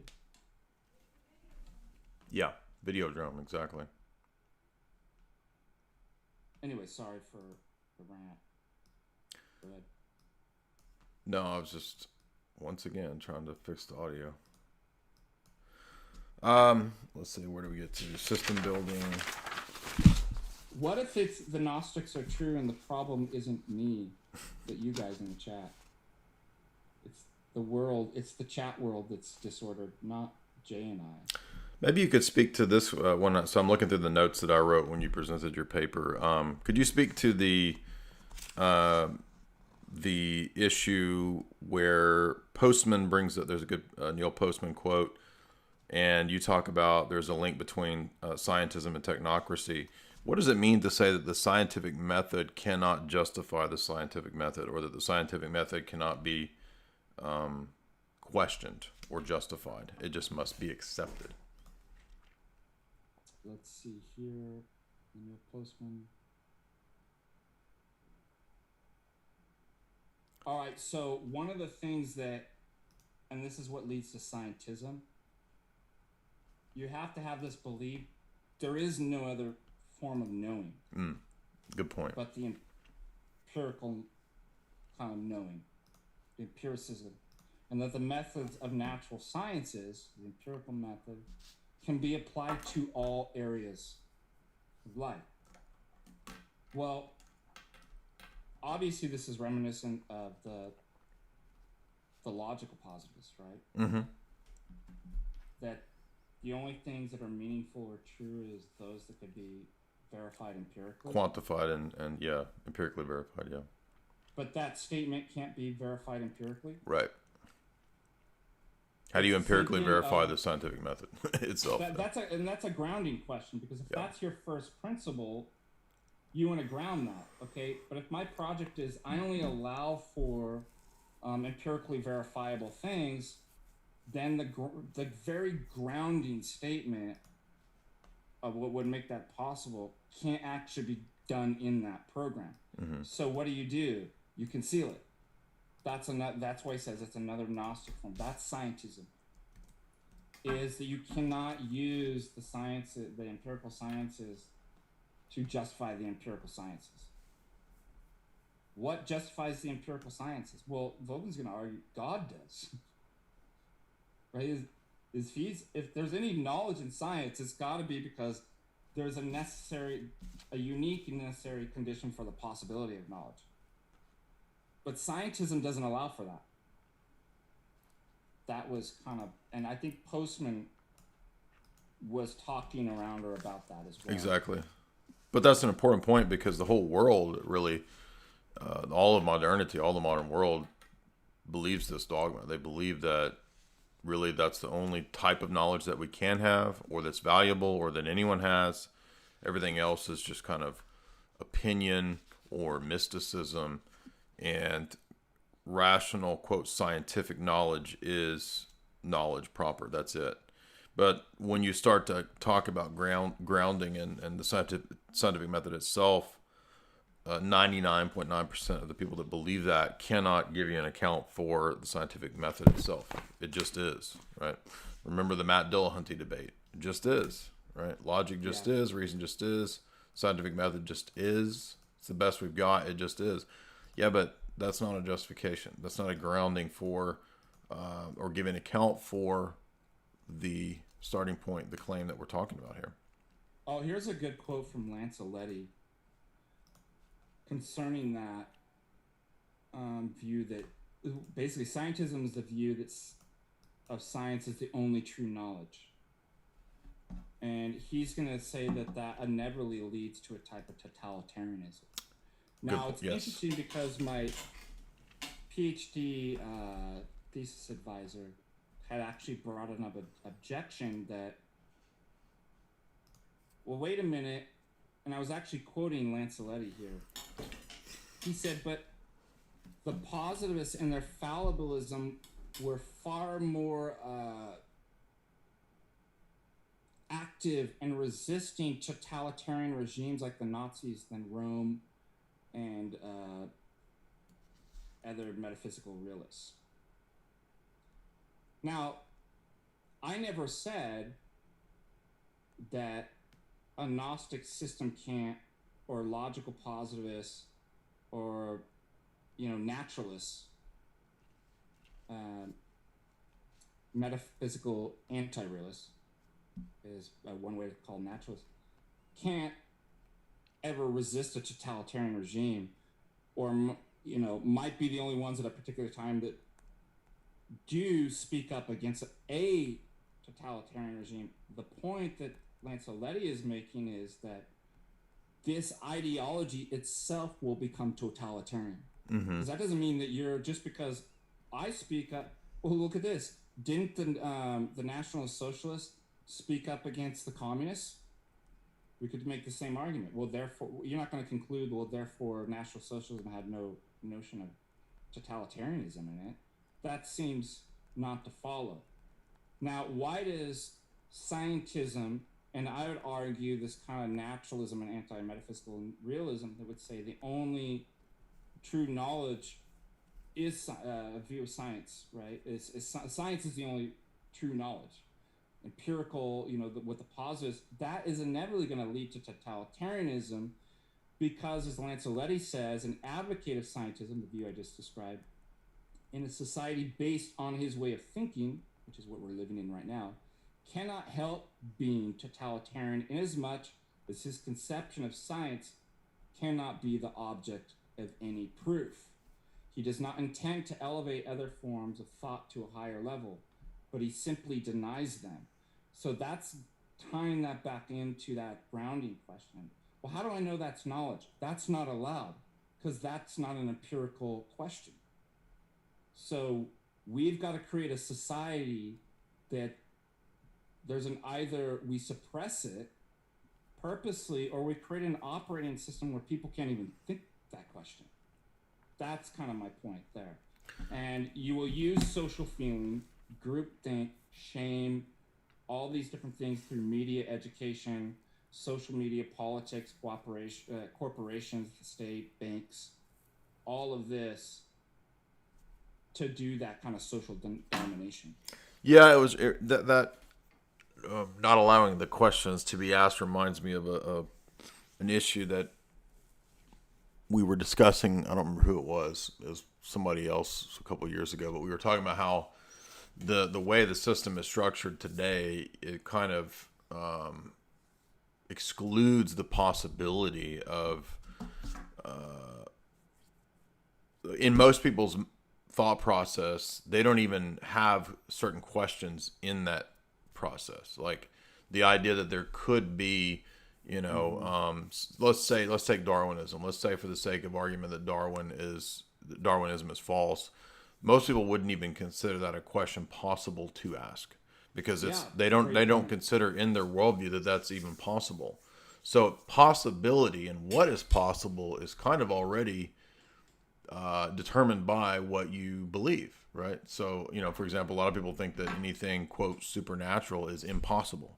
So their worldview from the outset excludes anything like that even being part of their worldview. So in the same way, that's another way to, I'm just thinking of like, so could there be an international plan to bring in a technocracy? No, because that's not even a valid question, because there's not even the framework in most people's worldview to consider that as something even possible. You know what's interesting? Think about the way that we do trying to derive philosophical principles, legal principles. I'd even say good science, right? If you think in the sense of kind of like falsification, that you try to build your theory as easily falsifiable as possible. Well, in philosophy, what we do is you assume the very worst, right? Situation, like, I'm not an advocate of Descartes, but you see that he's using a similar methodology where let's assume that it's all deception. And what could I know in that situation? Could I get... Well, I'm wondering why not actually kind of think about this way? Why... if we want to figure out whether something's actually good science, let's assume the very worst of the people in control. That they have... that's kind of what I'm asking about, like, compare yourself to you being somebody in National Socialism. How would you know? Because I'm trying to get somebody to derive a principle that, because in the worst case scenario, if it works there, then in the things that are a little, not as bad, it's a bit convoluted, but that principle is going to hold, correct? Now, what's funny is that you'll get people respond, well, that's just assuming the worst of people. How dare you? You're just assuming the worst of your opponent. Now, I think, given what we went through, the history, and knowing what the ideologies and philosophies and the anti-humanistic, really, anti-God and anti-human philosophies these people hold to were justified. But I think just pragmatically, it's a good thought experiment. Assume the very worst. That, like, these people are absolutely evil and they want to, do just the most evil things. How would you be able to know science is science? Yeah, science can't give you values, right? There's no possibility of more and more data actually giving you a value. I like that you move on to talk about science versus scientism, and really that. Oh wait, I skipped ahead too far. Excuse me. No, I didn't. Science is theory-laden. That's what I was wanted to get to next, which is the, this is something we bring up a lot in the transcendental argument, the presuppositional analysis, is that there's not a neutral platform where science is on neutral ground and it can just look at the data and then can tell us based on quantification and rational analysis, so-called, just looking at the logic and the facts, what the right and wrong course of action is. That's right. Actually impossible, right? Again, you can't get an ought from an is. Science can really only tell you what things are the case. It can give a kind of functional advantage to making things work, quote, better. But whether something works better or worse, or something is in fact better or worse, is again a value judgment. And science can't tell you what the better or the worse actually is, right? So this is the point, that science is itself theory-laden, and that's what a lot of people can't seem to figure out. And we have to, this is where we run into a lot of the problems, that people have this kind of evidentialist, or it's just self-evident. By the way, reading through all the modern Enlightenment political philosophers, I told my class, beware of the man who uses self-evident. They have used that term to justify the most atrocious things and perverse. Well, it's just self-evident. I mean, everybody knows that. We all know.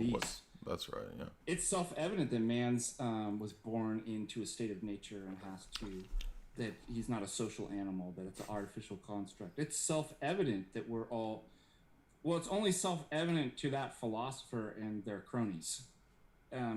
It's hilarious. And then they always... Yeah, exactly. What the thing about self-evident, it's like another Gnostic swindle.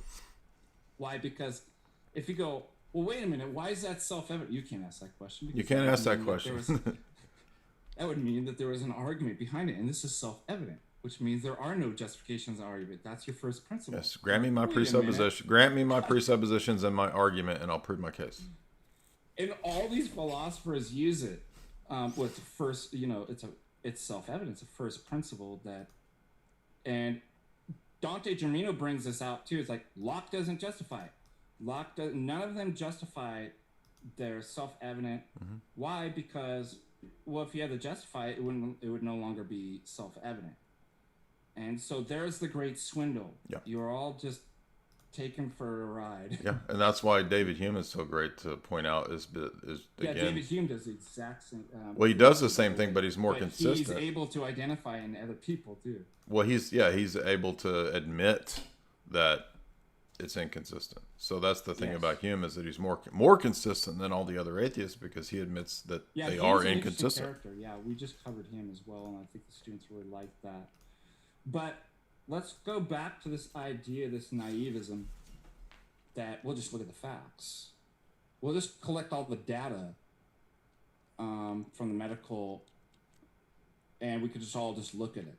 It's just theory neutral. There's no bias or manipulation. It's just the facts. And we just crunch the numbers, right? I mean, it's just the methodology that we do, and then we just get this apodictic kind of certainty, plug it into the formula, and it pops out, and then we know exactly if it's a crisis, it's an epidemic, and what's going on, and then how can you deny that? Well, that is to ignore that, again, there's nothing that's theory neutral. That we all bring, so to do good science, you already have to know that it's paradigm contaminated, it's bias contaminated, nothing's theory neutral. So you can't do science and actually determine whether something, quote unquote, is relatively to the system factual unless you already are aware of paradigmatic contamination of the possibilities thereof. Nobody's doing that. They've fallen into scientism. There is no other analysis. It's what the experts say, and you can't question that. It's just data. It's just all quantifiable data, and there's none of this kind of epistemological questions of grounding and paradigm questions, no philosophy of science. Why do you think that the big scientists, Tyson, Krauss, why do you think they all hate philosophy of science? They're philosophers of science. Because that's precisely the questions that they can't answer, and that's why they don't want anyone asking those questions. And so they have to. I mean, this is why Neil deGrasse Tyson explicitly says, "Throw away philosophy; it's useless." Yes, right. So he's a Gnostic. So we illustrate once again. Now, And this is interesting. This isn't just a side point. The tension that you often see in the atheist scientism crowd is what, to give credit to Van Til, he recognized a long time ago, the tension back and forth between ultimate rationality and ultimate irrationality. So on the one hand, their system is complete, it's rational, it's evidence-based, it's factual, it's consistent, it's not superstitious, and yet at the same time, out of the same other side of their mouth, they'll say, we don't do philosophy. We don't care about coherence. We don't care about systemic thinking. We don't care about the philosophy of science and those questions. We just don't even ask those questions. So that's a radical back and forth between, on the one hand, playing the game of pretending that they're completely rational and complete in their system and their philosophy, and then turning around and being completely, totally irrational. Yeah, great point. I was trying to find. Van Til was great at calling that out about how the unbeliever will constantly shift back and forth, kind of like behind two different masks of the universe is completely rational and perfectly coherent and explainable, and then everything is pure chaos, nonsense, nihilism, meaninglessness, and they will play that game back and forth all the time. And a big job of apologetics is really just calling out that duplicitous back and forth game that the unbelieving atheist type person is playing. Vogelin talks about this too. Where is it? They're really actually doing non-science and will always use. So there's that kind of tension, right? They'll play the game on the surface. And always, they're doing non-science, but they're always calling it science. And I think that's kind of, you highlighted that too. It's this back and forth. That's why it's magic. That's why it's a magic recreation. This is going back to the Kabbalism and stuff like that, and the alchemy, and it has all of that. Actually has a really interesting. Yeah, and I mean, we could give some credence here to this point about, they will literally believe in magical things, like something can come from nothing, right? Like they would laugh at you for believing that Christ could do a miracle or whatever, but they actually believe that the whole universe just popped into existence from nothing. Out of nothing, Big Bang, right? So they constantly do. A particle is both there and not there. Yeah, right. Yeah, exactly. Quantum foam. There's a multiverse where I'm a LARPing God King dragon, right? I mean, literally everything is possible. It's literally mythology. It is, and that's why they're not even innovative. Like I'm telling you, every scientific discovery is already in the ancients. Well, the myth of Darwin, right? Swerve, yeah. The Darwinist myth is the same as the myth of the Titans, that man is an accidental creation by lightning hitting the dirt, and it accidentally created man. The Titans accidentally created man by war with the gods, and this lightning bolt. Oops, sorry, it hit the mud. Right, that's just the lightning bolt hitting. And you have Empedocles too, which is basically like an ancient Darwin. Yeah, ancient Hinduism, ancient Egyptian philosophy, ancient Greek philosophy all has the same magical ideas of the neo-Darwinian systems, which just things just pop into being, right? Consciousness just pops into being. And don't get me wrong, I'm not saying we can't actually do good science, or that we never do it. What I want, I think, Jay, you're pointing this out too, the overall paradigm and the metaphysics, is it a religion, right? All of this stuff. And I want to know, and part of this paper was to get people to think, not that we can never do science or something like that, but is the system as a whole science, and can the science be corrupted? And how would we know? Those should be important questions, but I guess they're going to kill me for asking them. I mean, to be fair, everybody's received it really well. Yes, your paper. The paper's great. I haven't given it to Kufid cult members yet, so I don't know what. Well, the paper's great, but as we know, those people don't like having their presuppositions challenged. So, well, you know what's kind of funny? What actually kind of inspired me to do this is that, you might be online or something like that, and you're arguing with somebody, and that they're just like, well, it's just kind of a meme argument and stuff, and you actually take the time to, and I did. I spent like over a month, maybe 2 months, writing and researching this, and put together an actual argument that goes through the history and makes all the points.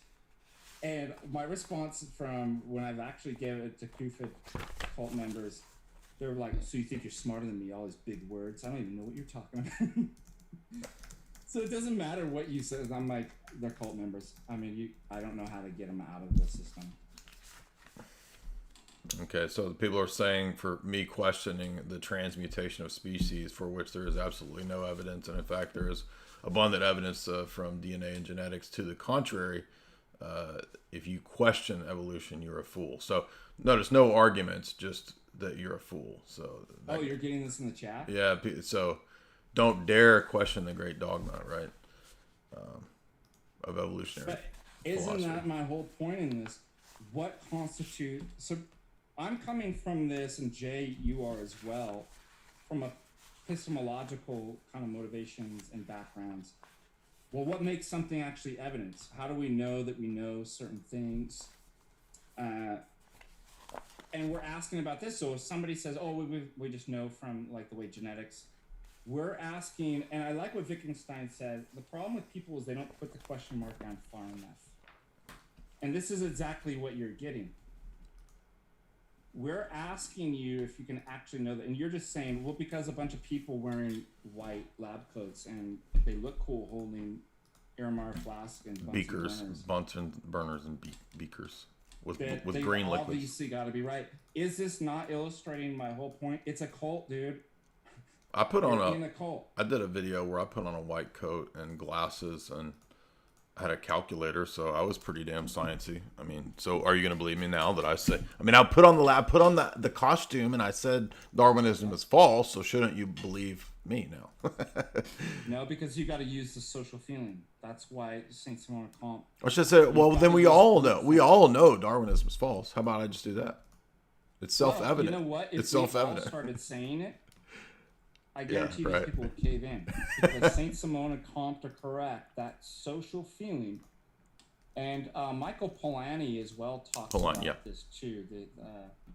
The kind of accepted, received. I'm trying to remember. Yeah, he has a good critique of scientism and the.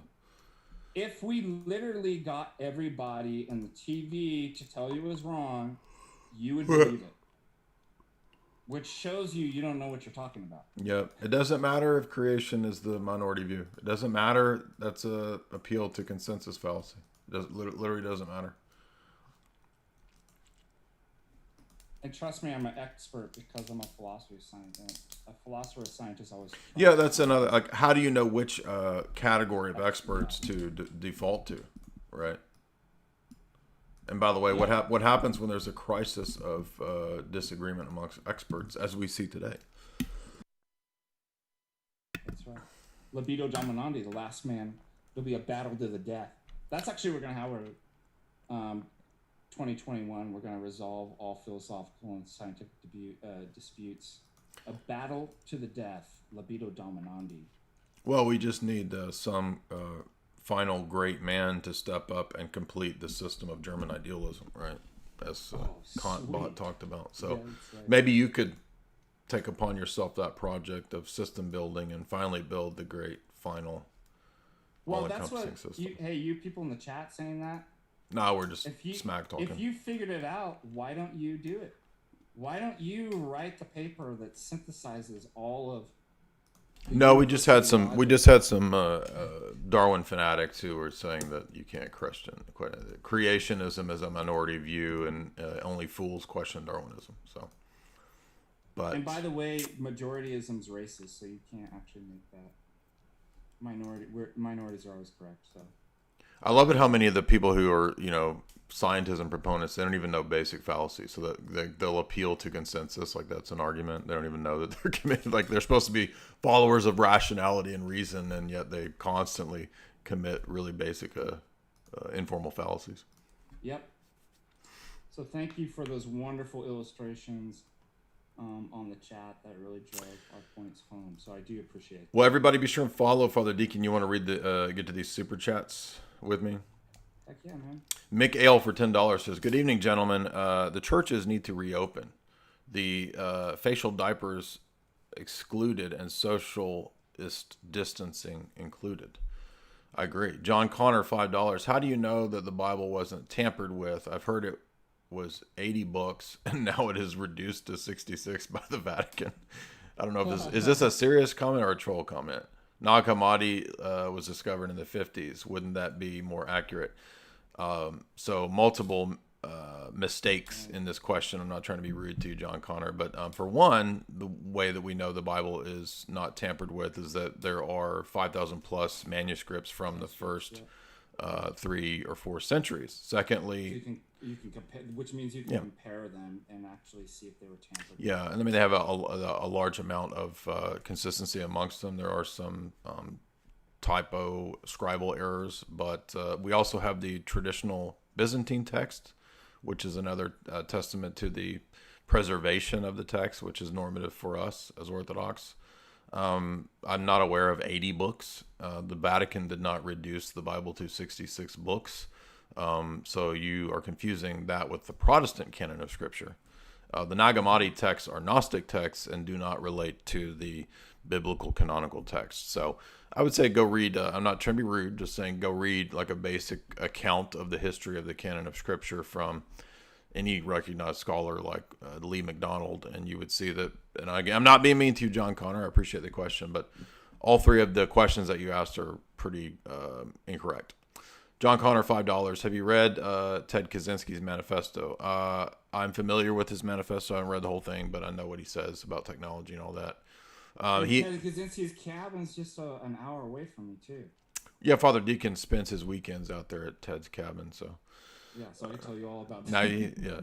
Now, he explains how technology will usurp every culture and usher in the world system. Yes, but ultimately it will fail. Correct.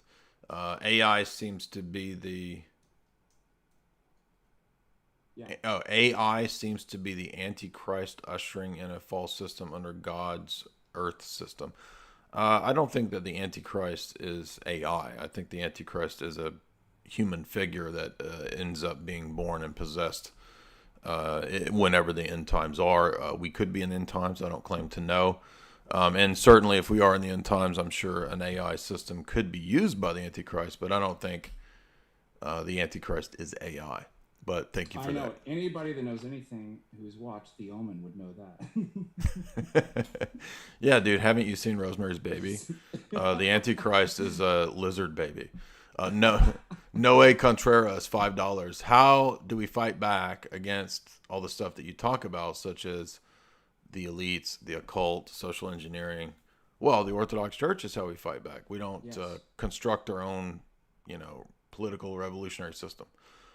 Should we expect things to come to some kind of global war conflict, mass civil unrest? Considering, I'm sure that those things will come. I don't know when. I mean, civil unrest is already happening. 2020, 2019, there was a lot of civil unrest. So, yeah, and I'm sure there will be more civil unrest in the future. Now we're bombing people. The Bible says it will only get worse. Well, I mean, there will be, if we're in the last days, yeah, but there could also be 100 years, 500 years, 1,000 years. We don't know. Mm-hmm. So, Gen Z Philosophy, $5.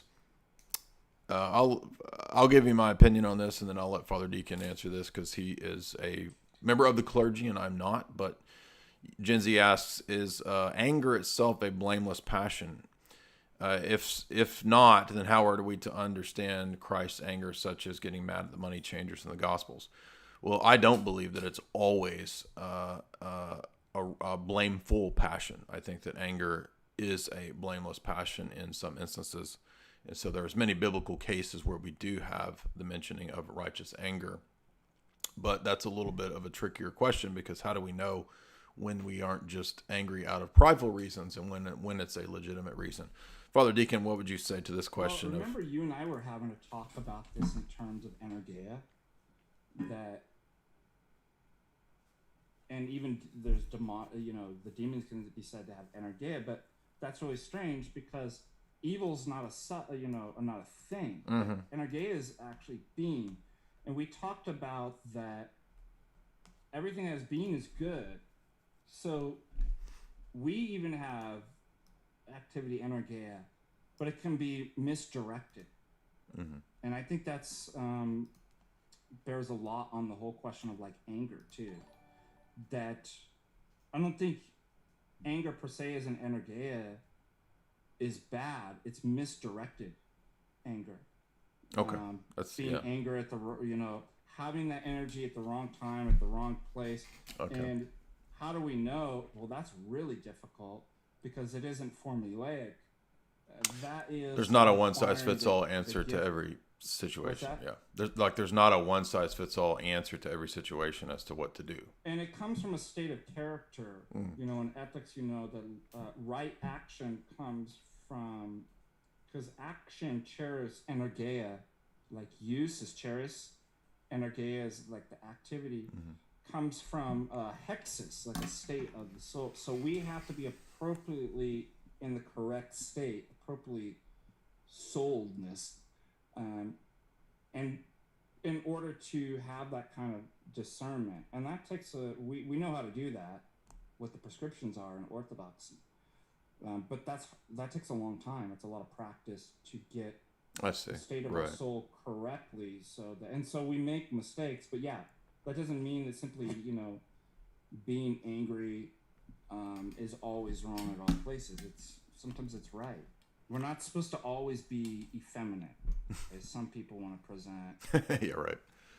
Panos Kostoros 333. Thank you. Good stream, guys. I'm sorry if this is too low IQ of a question, but would you consider the whole social construct assertion on common sense human categories and experiences to be a Gnostic perversion?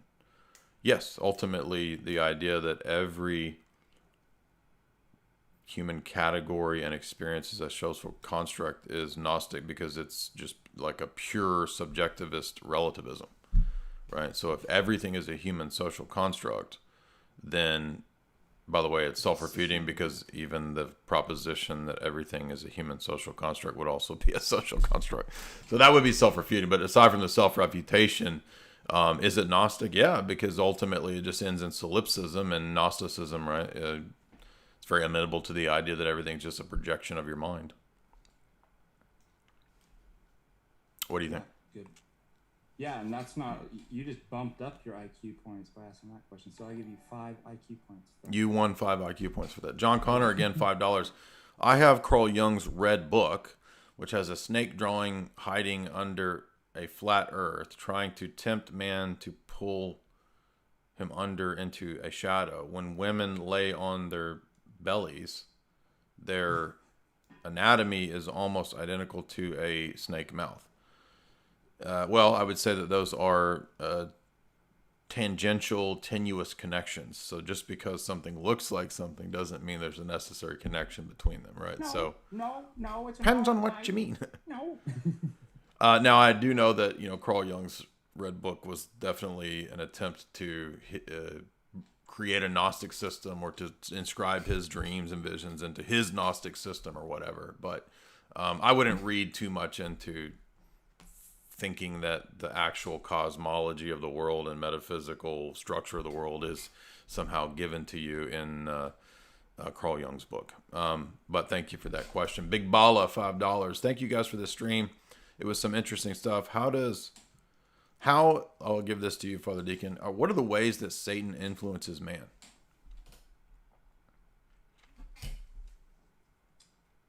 Well, through messages. He's a messenger. He's an angelos. You mean like text message? You're getting a text from Satan? That's exactly right. You need to go do this. You need to believe in Darwinism. That's right.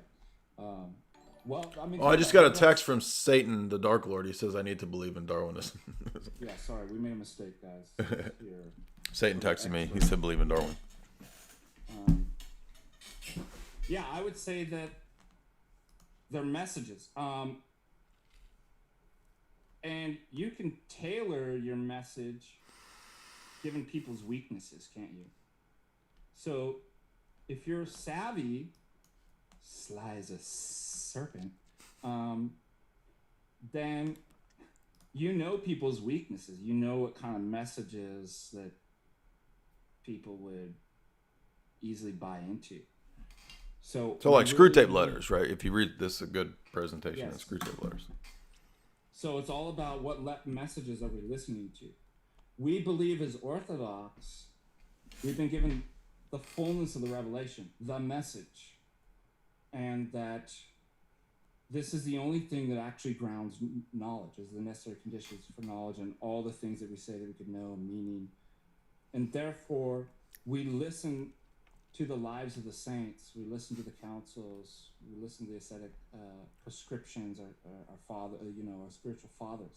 We're trying to always listen to good messages, and the more that we listen to that, and the better we get at it, then we're able to identify bad messages. And that's really all we've been doing this whole stream, haven't we, in this paper? What are the bad messages? And if you study the history of philosophy and political thought and all this different stuff, you'll see the bad messages. Ideas have consequences, and bad ideas have bad consequences. So I always thought about, from when I was young too, that the devil's playing, 64D chess. That he's playing is, he's not the one whispering necessarily something in that's the kind of the little demons, right? The foot soldiers. Satan's playing 3D chess. Yeah, I think you could say on an individual level, he tempts us to have evil thoughts that we consent to do evil actions that violate God's law. And then on a macro scale, he influences entire nations and cultures and the spirit of the world as a whole. Well, he sends foot soldiers, demons, to do that. So there's a whole hierarchy, just in the angelic hierarchy of the good angels. There's a hierarchy, a kind of military order, chain of command with, and you get this kind of right even in the screw tape letters too. Dyer, $5. Professor Lord Dyer is correct about the species not becoming another species. Well, thank you. I'm glad that you accept my authority as professor wearing white lab coat. And so now we all know that Darwinism is false because I wore a lab coat and I said it's false. Kieran Murphy, $1.40. Jay, I love your work. How do you account for the similarity of monkeys and humans? By a similar creator. So the similarity in the DNA does not prove that there's a linear descent of humans from the monkey any more than it proves the creator right away, because either system can explain that data. So this is called the problem of the underdetermination of data. So creation versus evolution is not going to be proven on the basis of the similarity of DNA. There's similarity of DNA with a lizard too. Right. So also, I argued this in my PhD thesis as well, that since Aristotle says human beings embrace all of nature, all the principles of nature, but rise above by the possession of nous, mind, right, that if we're composed of, we have an animalistic life, right? A sensual, right? A psychic life, like an animal does. But we're also composed. We have a biology. We have chemicals. That how could we be made up of that if there wasn't an underlying necessary kind of base? So I would already expect to see those kind of similarities in nature because they form an overall kind of basis. That doesn't mean I came out of it, but I couldn't be what I am without, seeing that kind of continuity. Yeah, again, the similarity does not tell you that there's the common ancestor any more than it tells you that there's a single creator. In other words, the creation doctrine could explain that just as well as, and I actually think it's a better explanation than the common descent. You see, that's the problem with the underdetermination of data. You're interpreting that data to mean that it must be a common ancestor when it doesn't mean that. There's nothing that in that data of the similarity that tells you common ancestor. That's an interpretation of that data. And I can just as easily say, well, there's a common creator. There's common DNA because of common creator. Just like all living things have commonalities amongst the DNA. But by the way, the dissimilarity in that small amount, right, shows you the dissimilarity between a man and a lizard, right? There's a small percentage of difference between a man and a lizard. But guess what? That small percentage is a great deal of difference, you see. So this is a misconstrued bad argument. And how do you even quantify? I forget who said it, that we share genetically, we're 99%, the same as a chimpanzee. But that 1%, I've always made this argument, is an infinite difference. Having mind, nous, and chimps don't. I'm not saying they don't have intellect, or they don't, but they're not rational. The fact that we have nous, that 1% might as well be infinite. The gap between that, and no materialist empiricist is going to be able to explain that. So it just kind of shows you the ridiculousness of trying to quantify everything, right? Yeah. John Connor, $5. Are we in a simulation? No, we are not. The Bible is not Platonic, so we do not live in a dream. We do not live in a computer simulation. And God's not a deceiver. God is not Satan, right? So yeah, God the Master. If we're living in a simulation world, then God would have to be a deceiver, right? Mm-hmm. He's keeping us from reality. He's deceiving us. No, this is why we believe in the doctrine of creation. Okay, so if you read Genesis or if you read Hebrews 11, then you know that the biblical doctrine, which we believe in, is that God created the world out of nothing, right? So there's no deception God that's like, putting the wool over our eyes and, Descartes' evil demon or whatever. No, we don't live in the Matrix. We live in this world. So I appreciate that question, but no, we don't live in the Matrix. Noe Contreras, $5. In regard to the transcendental argument for God, why can't a transcendental exist in a vacuum? Well, first of all, because it would require a justification and a grounding, right? So you can't just be arbitrary and ad hoc in your argumentation. And so the transcendental argument is an argument within the domain of philosophy and argumentation. So that realm does not allow for arbitrariness and ad hoc rescue. And so to say that transcendentals just exist in a vacuum, and they just are, as Matt Dillahunty did in the debate, would be to commit the fallacy of ad hoc rescue. Can tag be simplified because the laws of logic exist in our minds, but also outside of our mind in the same way that they exist in ours? There has to be a mind before ours that they existed in. Yes, I do think that you can make this. When I make the argument, this is a form of divine conceptualism that, yes, we are grounding things in the divine mind. I don't see a problem with that view, as long as we don't fall into Platonism, which sometimes, like the William Lane Craig version of divine conceptualism, can fall into Platonism. But I don't know that necessarily totally simplifies the transcendental argument. It's just one of the elements in the transcendental argument, or one of the arguments within the transcendental argument. So you can't really boil it down to just talking about the divine mind, because you also kind of have to flesh out what God you're talking about, right? I'll boil it down. It's called the transcendental argument for Matthew McConaughey or something. All right. Let's do it. Logic's just a flat circle. We're all just going around in a flat simulation like flat land. Marius the Big Dum Dum for $10. How does one reach people like I'm not going to name that guy. My brother is one of these arrogant people who refuse to listen. Thank you for your work. Thank you for convincing me to buy Bitcoin. Well, cool, good, yeah. And don't get disheartened. Pray, by the way. Yeah, pray for those people. You're not going to convince everybody about argumentation and logic, but just pray for those people. And then, don't get disheartened because we had a dip. Bitcoin typically after a big pump will take anywhere from a 10 to 20% correction.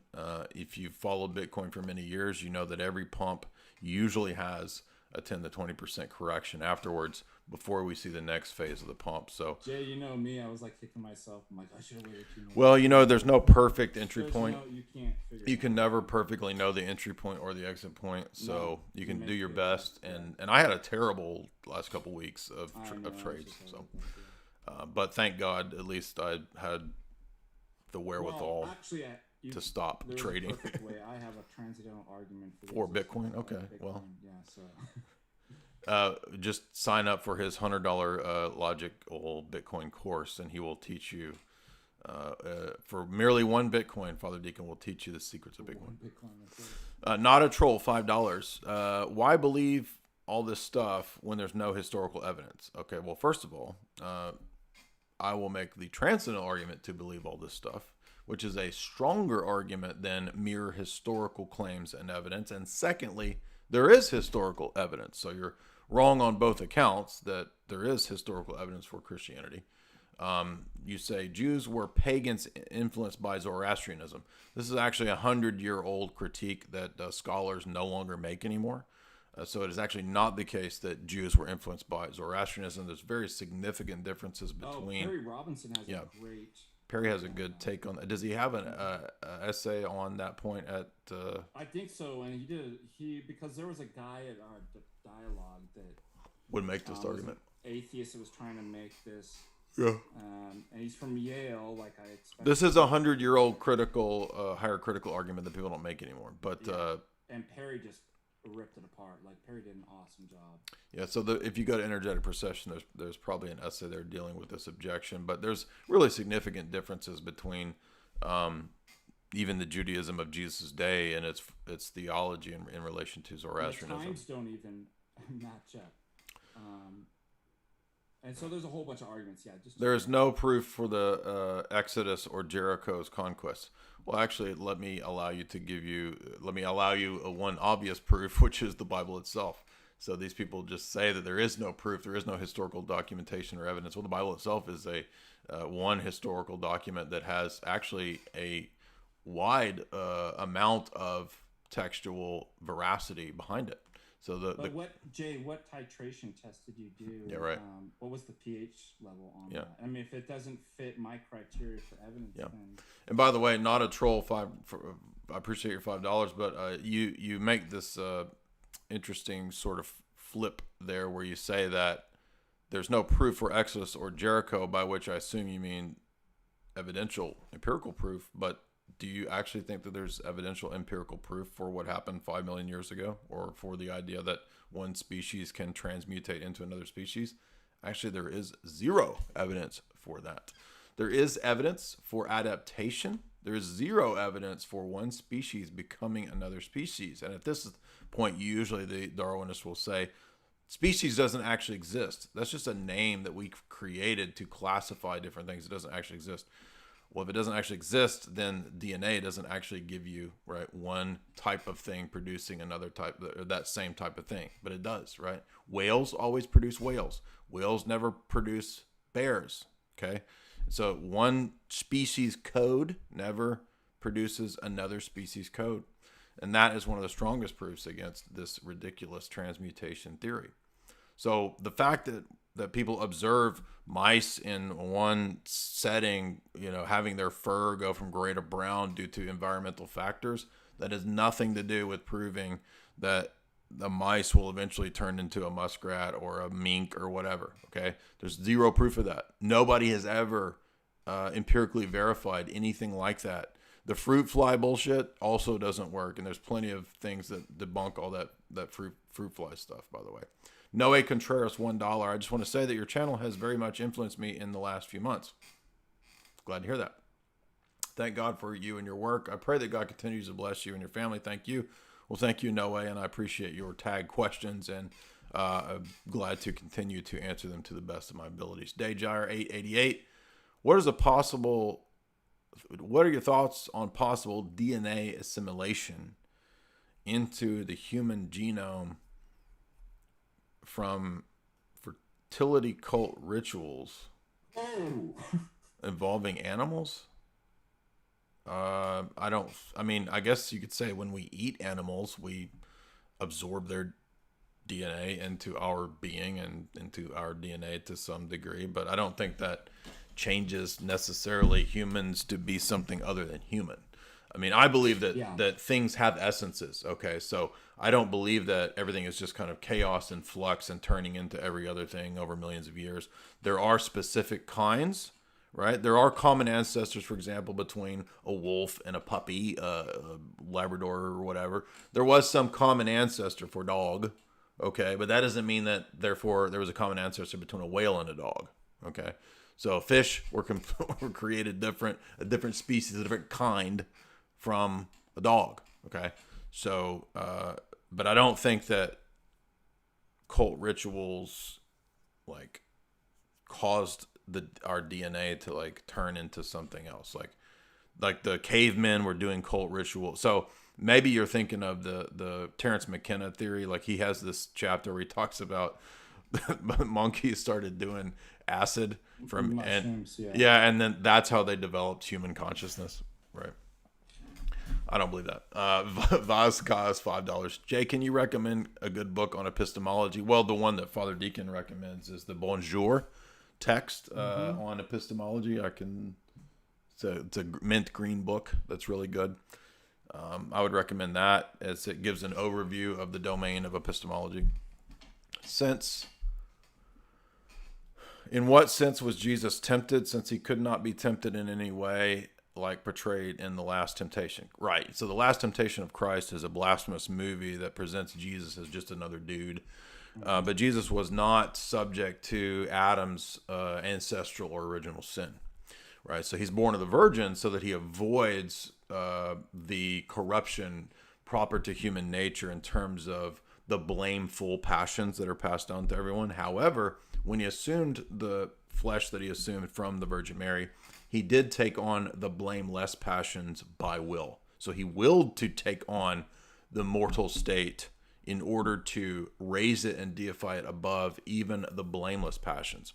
What do I mean by blameless passions? I mean hunger, thirst, weariness, right? These are all passions that come down to us as a result of the fall, but they're not in themselves sinful. And so Maximus has a whole, I think it's Ad Thalassium 21 or 23. It's in the little blue book where he talks about this very question, right? Where he says that Jesus had by will taken on the blameless passions, but because he's born of the Virgin, he never had blameful passions. So in that sense, in that way, he was tempted, as Hebrews says, but because he's the divine Son of God, he would never give in to temptation, you see. Correct. And so that's where the whole Last Temptation of Christ portrayal is Arian and Nestorian. Father Deacon, do you want to say anything on that? Absolutely, yeah. Well said. That's exactly right. Correct. All right, so... I'm going to yell. Oh, no. All right, everybody. Be sure, of course, and follow Father Deacon. Congratulations on surpassing 4,000. I noticed your channel. Thank you. Yeah, I noticed that too. Yeah, your channel is over 4,000 now. So his channel is linked in the show description. You can follow him. And do you plan to? And by the way, if everyone has not seen the stream, you can go to your channel and you read the paper. That's correct. Yeah. I might kind of read and then talk at the same time. Make points. And so off the paper as well. Right. So if you guys want to go listen to that, and then If you haven't noticed, I did do for subscribers the part 2 of the lecture on the Mafia and the Five Families. So that was out. That was good.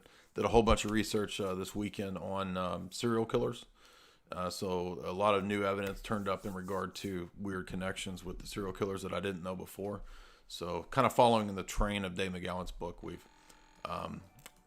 people are turning up a lot of really interesting, and I don't just mean me. I mean people in like the true crime community who don't really have any conspiracy quote unquote views are actually turning up some really fascinating stories in relation to some of the serial killers and their connections.